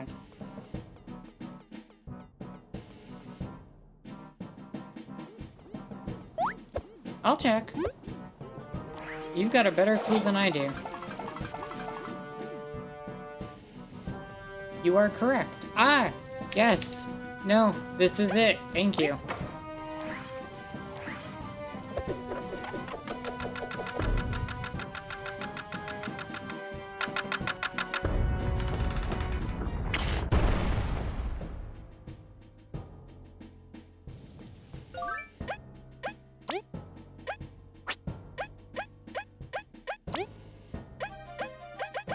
This looks like a pathway to a boss.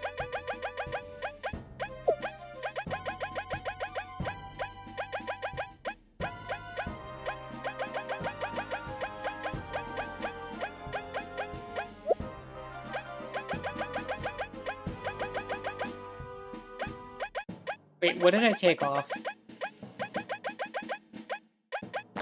No, I do not want to take off Poison Attacker. There we go.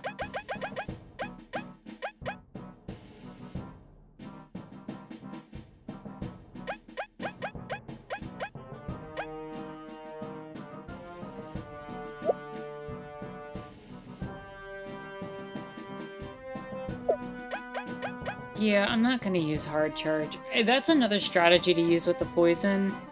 If you hard charge on V, you can unleash absolute destruction in one turn. I just don't think it's necessary.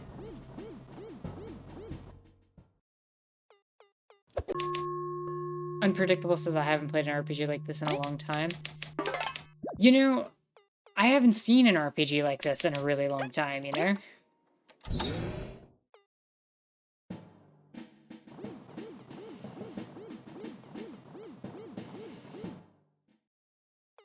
You know, with the Paper Mario games especially, we haven't had one like this in a really long time. But in terms of games, yeah, RPGs are one of those genres that I feel like I love the idea of, but I just cannot see myself investing 60 plus hours for the main story and like 200 hours to complete the full content of a game. It's very difficult to dedicate that kind of energy. Everyone, the Wasp King's up ahead. Okay. Such poor defenses. This is to be expected from those ants. I'm even thinking a lot of, like, JRPGs. They're very action RPG oriented. You don't see a lot of turn-based games anymore, and I personally love... I know a lot of people say that turn-based is outdated, but I happen to be a huge fan of the strategy that you can use by having the time to think through your moves. It makes the game feel more like, more strategic as opposed to button mashy to me, where you're thinking about the best way to manage a limited pool of mana, health, and resources, and inventory in order to maximize an effective strategy. You're hyped for this boss? How many times must I knock you down before you learn? Third time's the charm, eh? I don't have time to deal with vermin. Ultimax! Oh god. What in the sideways bee stinger's that? Wait, that's cheating. My king, I'm here to carry your will. Make it quick and painful. Do not let anyone cross this door. There's no way this is the final boss. Let's follow his advice, quick and painful. Your journey ends here, at the hands of General Ultimax. Yo! This song!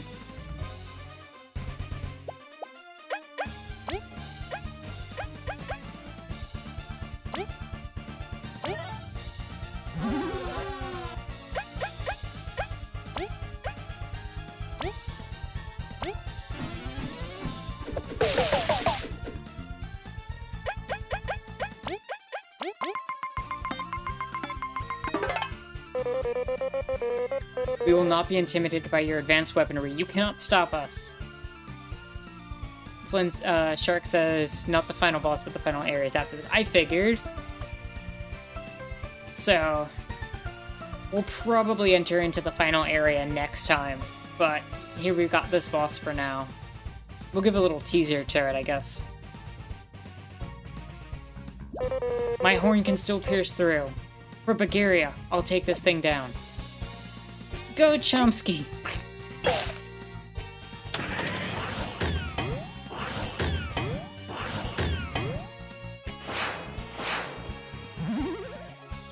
Y'all messed up now.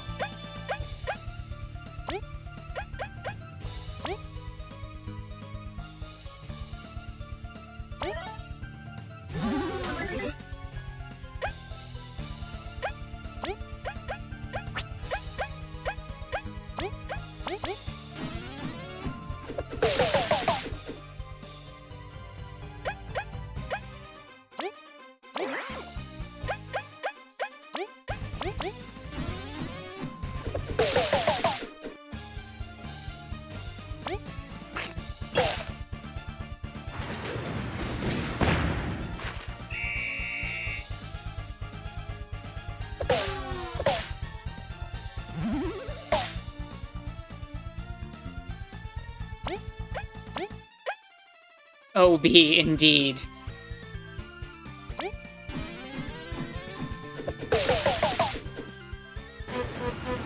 Ugh, no, my Ultimax tank, how could you?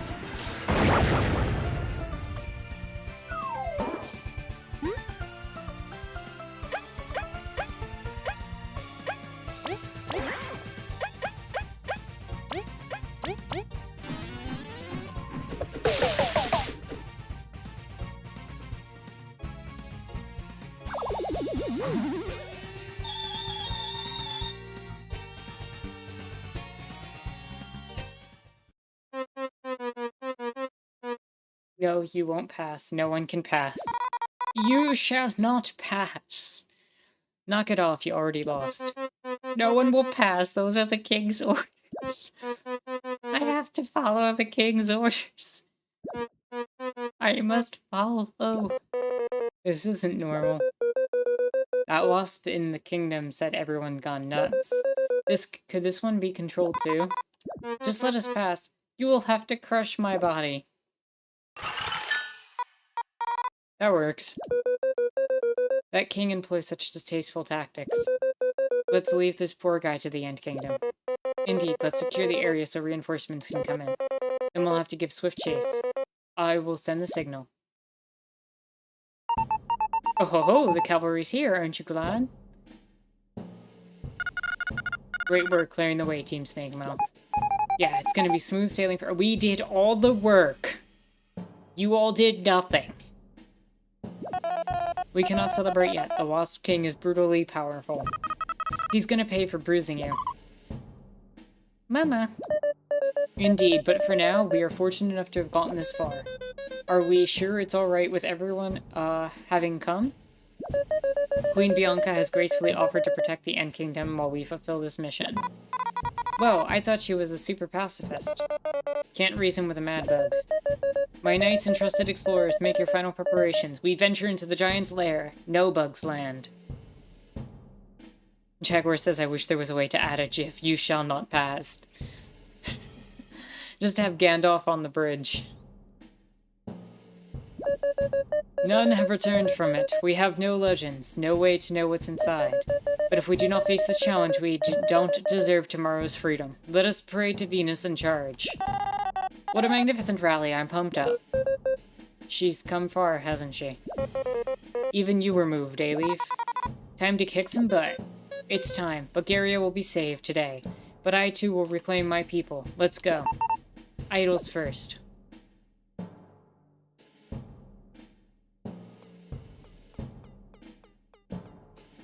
Is this a point of no return, Shark? Or can I come back from this? Gandalf the Ultimax.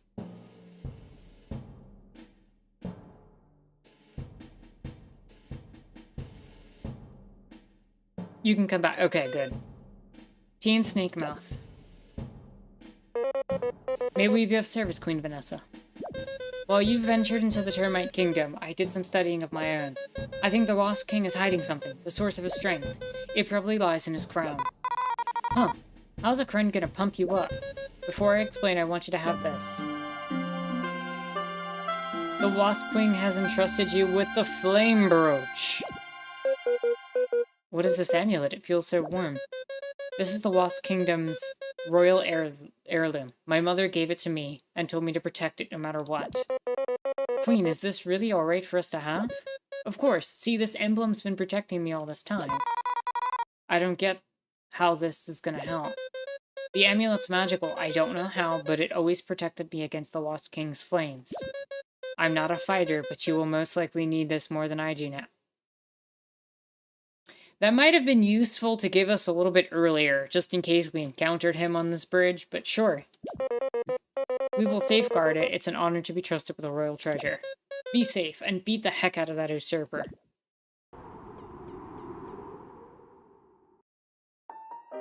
Chapter 7. The Everlasting Sapling.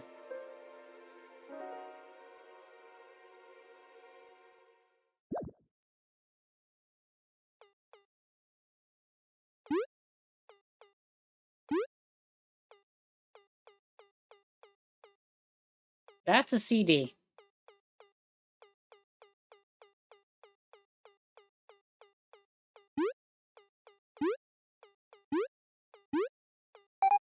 Wait. Goddess Venus, what's the matter?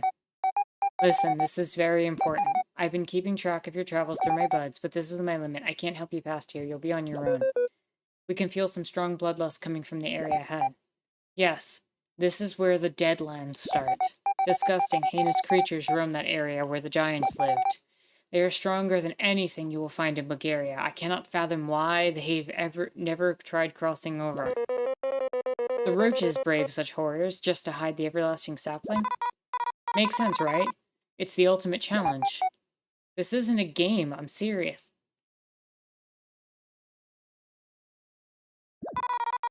We're serious too. This ain't just about treasure anymore.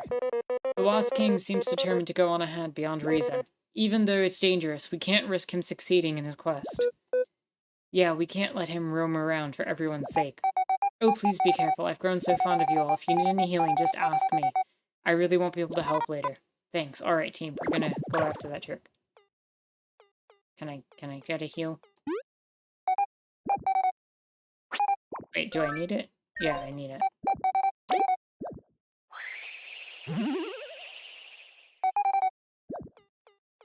Okay, at this point, you really shouldn't be charging me the 8-berry fee anymore, but I am fine on berries.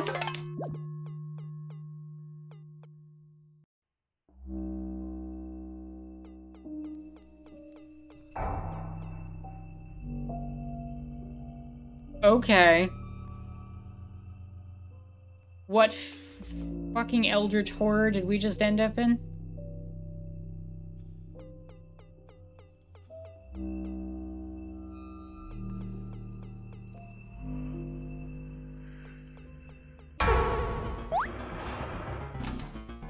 Oh my god. Is it bad I kind of want to fight it and see how strong it is?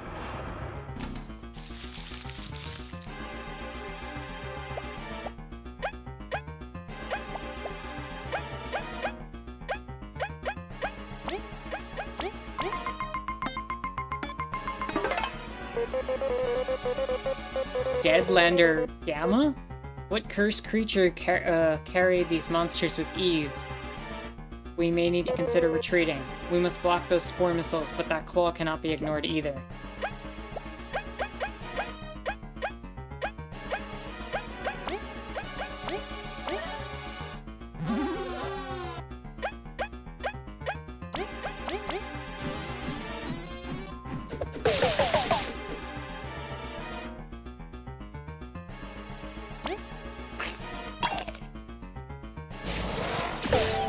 Ow.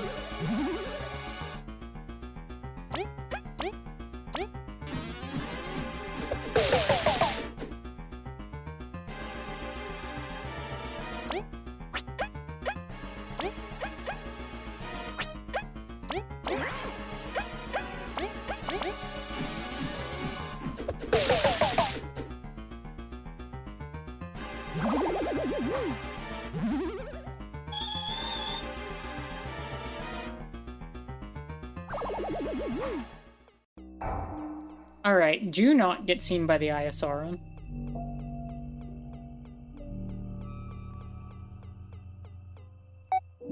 I mean, am I the only one getting the vibe that the giants were clearly human? Because we've been kind of getting that notion at some point. What did humans do in this game world to disappear?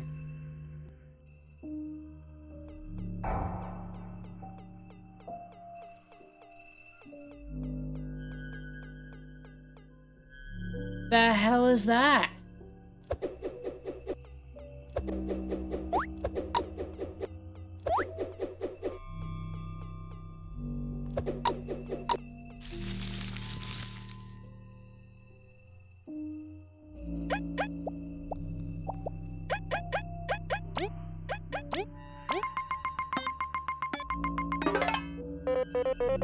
The real monsters don't compare to the Northern Tales. What firepower? Deadlander Alpha. Focus on blocking its poison, team. Leaf, unearth it when it burrows.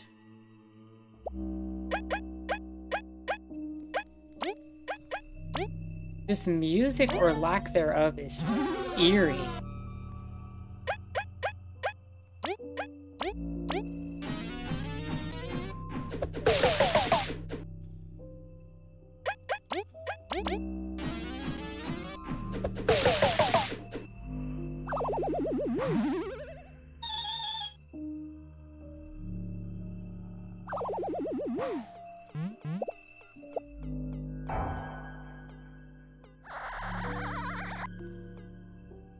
Suddenly horror game? Yeah. Run away, run away, run away.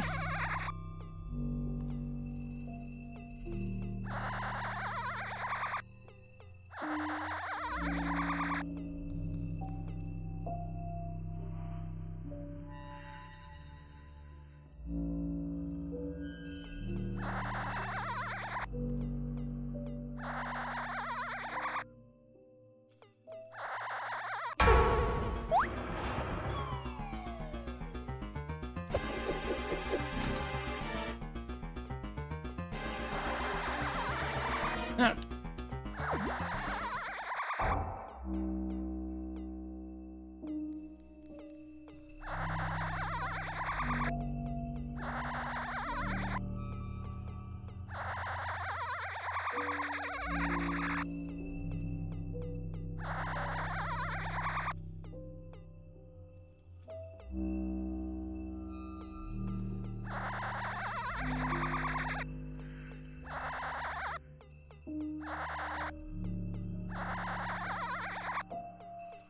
That was spoopy. What the heck are you?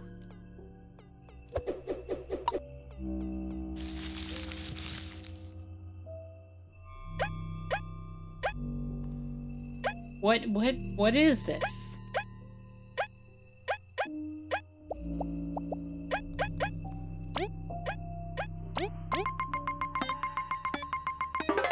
A cutie.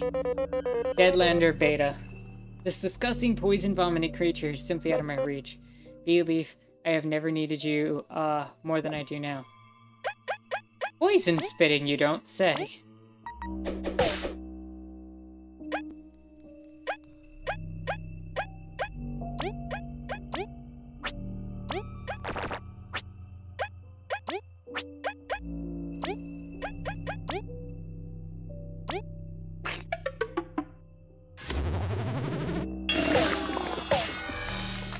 Okay.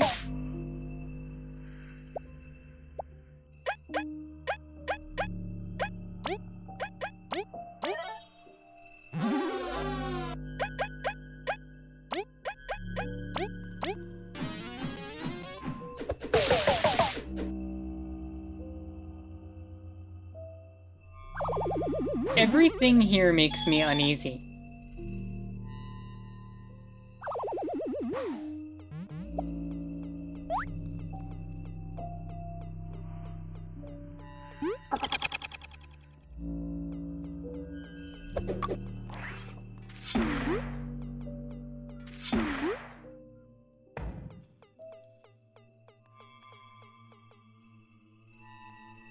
Oh, what is that hand?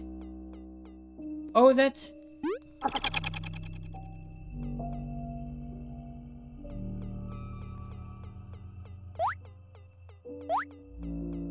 It has the stone.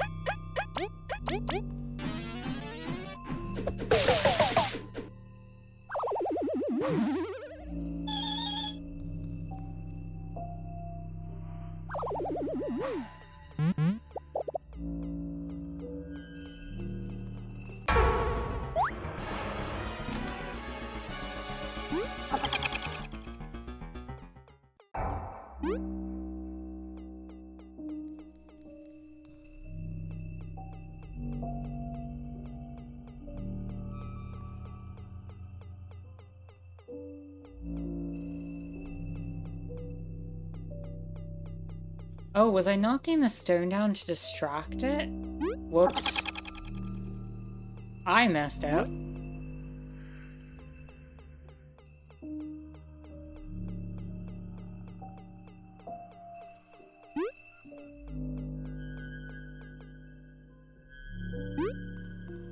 What animals eat bugs?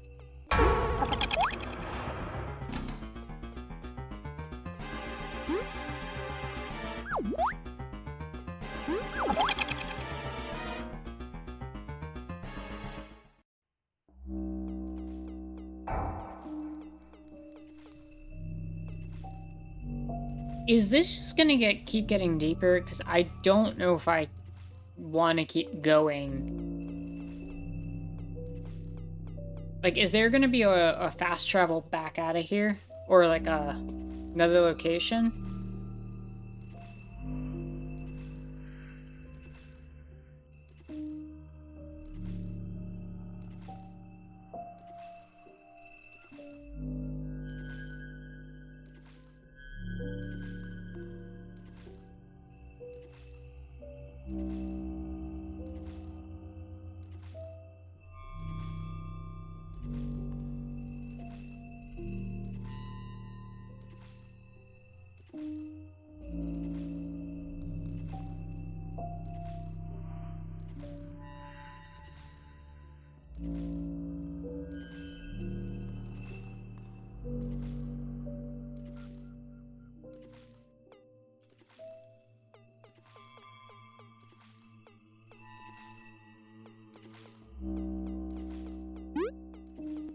That's a pencil.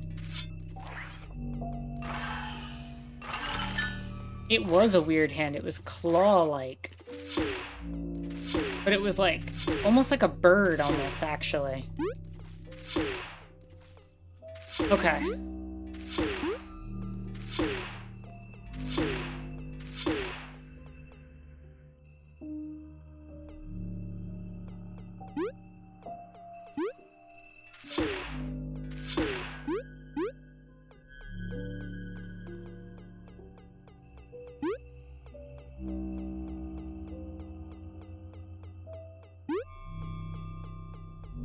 Oh god, I had to get the ice cube all the way over there.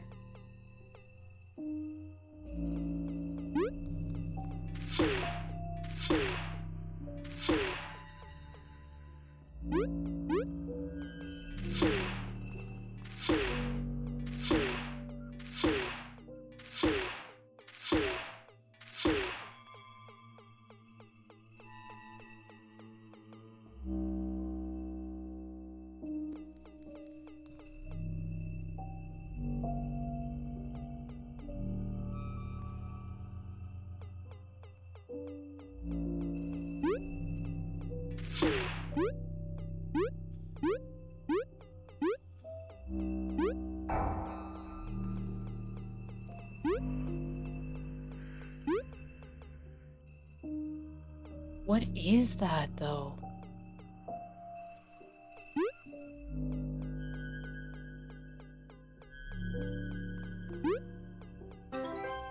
A mystery berry? A weird berry native to the Deadlands, looks dangerous but tastes delicious. Restores 8 HP? Question mark?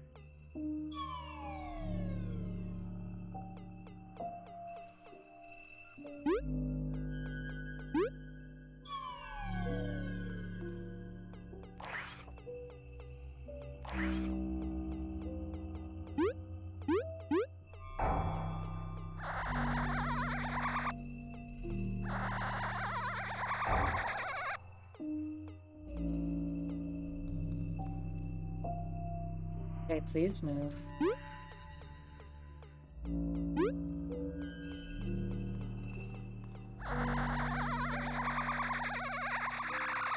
Oh my god, that was so close.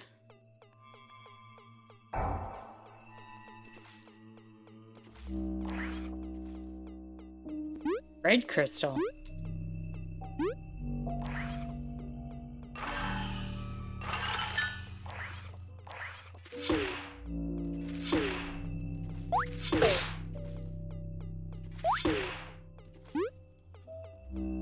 Oh wait, go.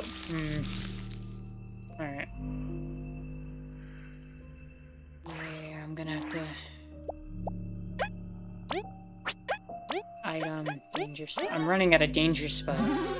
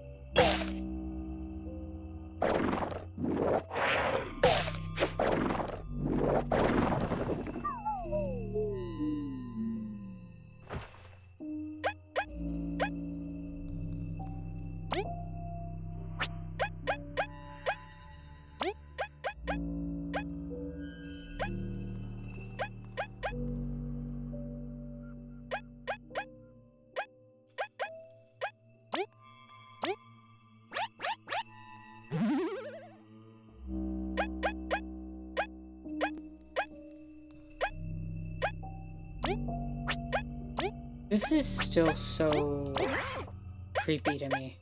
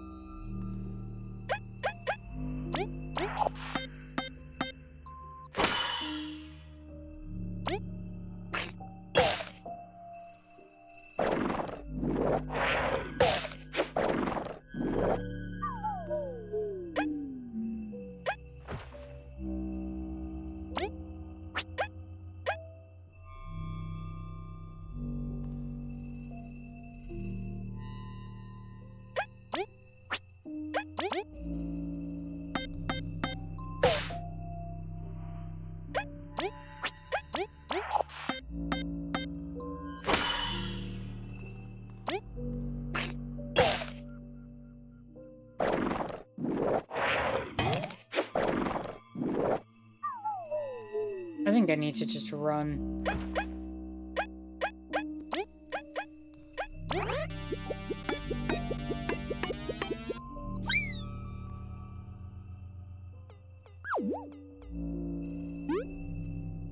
Fun fact, these guys count as mini-boss cards instead of regular enemy cards and spy cards. Interesting. I would hope so on some level.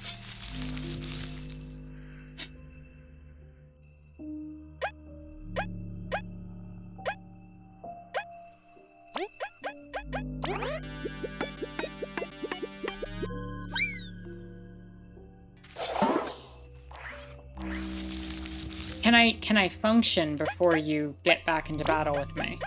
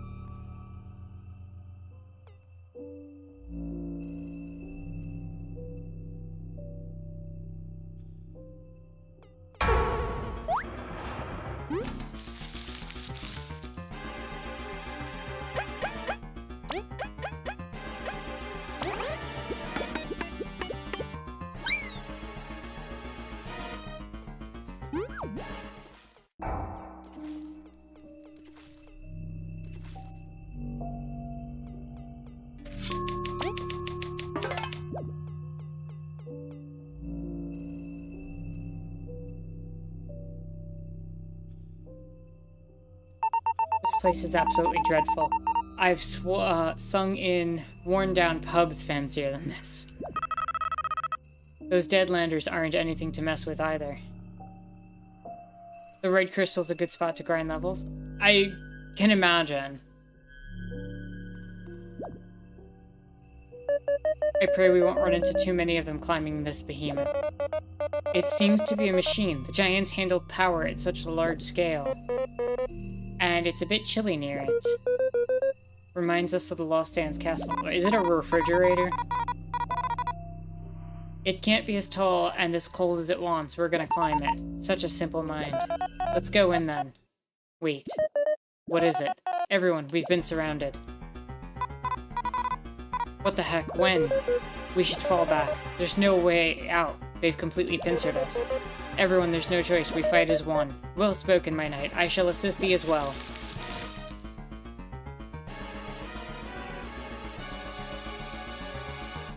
Come on.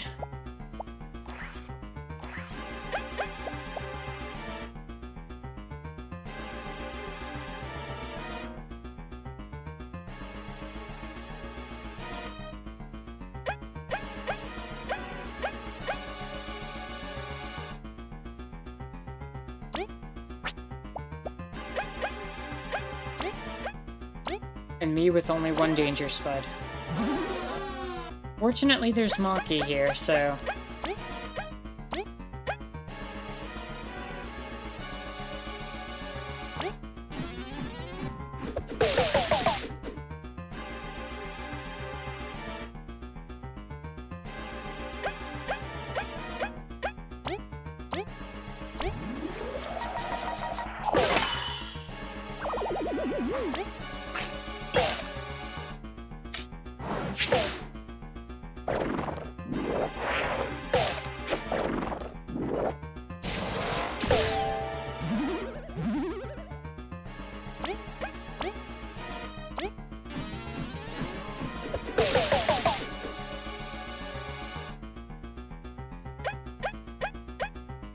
Monkey's gonna kill that thing, so I should...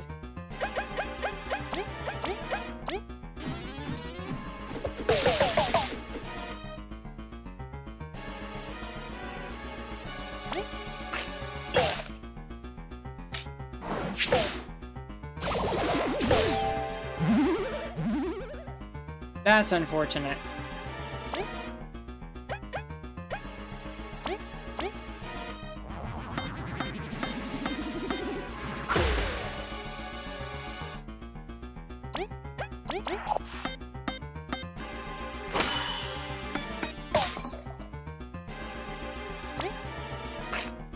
Good try, Chomsky.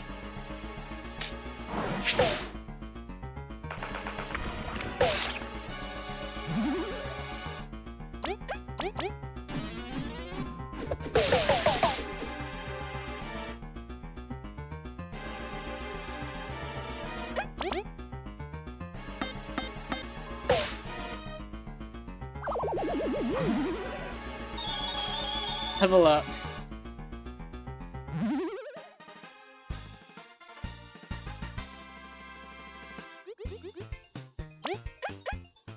Metal points.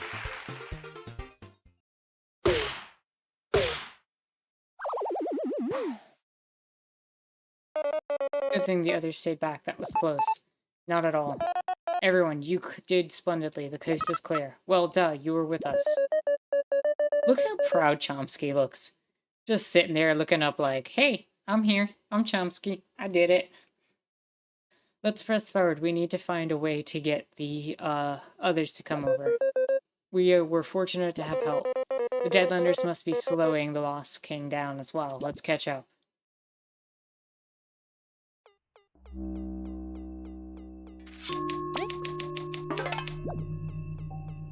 Oh, man.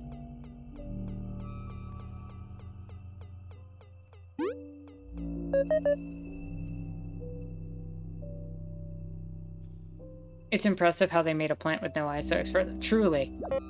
I know I've been quiet, like, for a lot of this past, like, maybe half hour, but the atmosphere has just been lending itself towards staying quiet and letting the story speak for itself.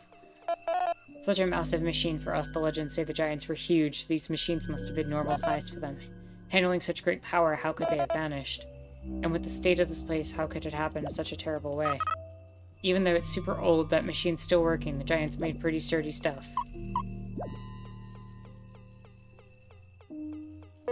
Say, Zast, where are the other explorers?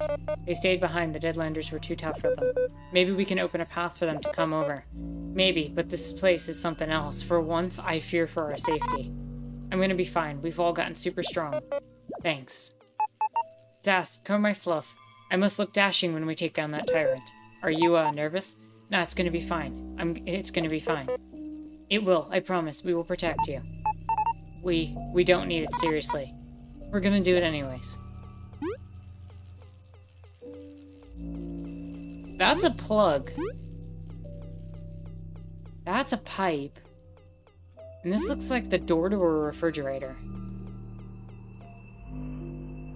Well, let's get a preview of what's coming up and then let's wrap up for the stream. Alright. I think we're gonna leave it here. Unless Shark can absolutely tell me we're gonna hit something in the next 5 to 10 minutes.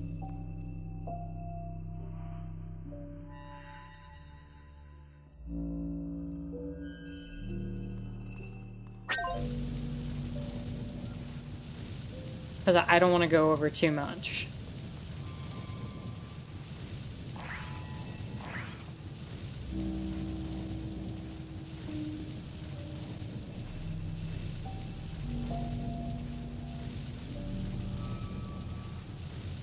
The refrigerator's gonna take a while. Alright, then we're gonna leave this here. And, everyone, thank you so much for stopping by. This has been a really good chill stream. Great conversation. Great gameplay. Like, this game has really got me on the edge of my seat. Just the atmosphere at this end part, especially. Like, it's really been great. This stream was great, and as usual, it's all because of you all. Like, I know I'm, again, the face here, leading the stream, as it were, facilitating it. But this stream would not be what it is without you all adding to the conversation and being a part of it. So I genuinely appreciate you all being here. Thank you again so much. And if you're someone who's watching this who isn't on the Discord, do consider checking that out. The link for it is in the description down below. If you enjoyed the political conversations that you heard during this stream, we have a lot of them like that on the Discord, and you can definitely come check it out. And if you're in a financial place to do so, and only if you're in a financial place to do so, please do consider supporting me on Patreon. Link for that is in the description down below as well. It goes a long way to helping support the channel and continuing to produce content like this and my political videos every week.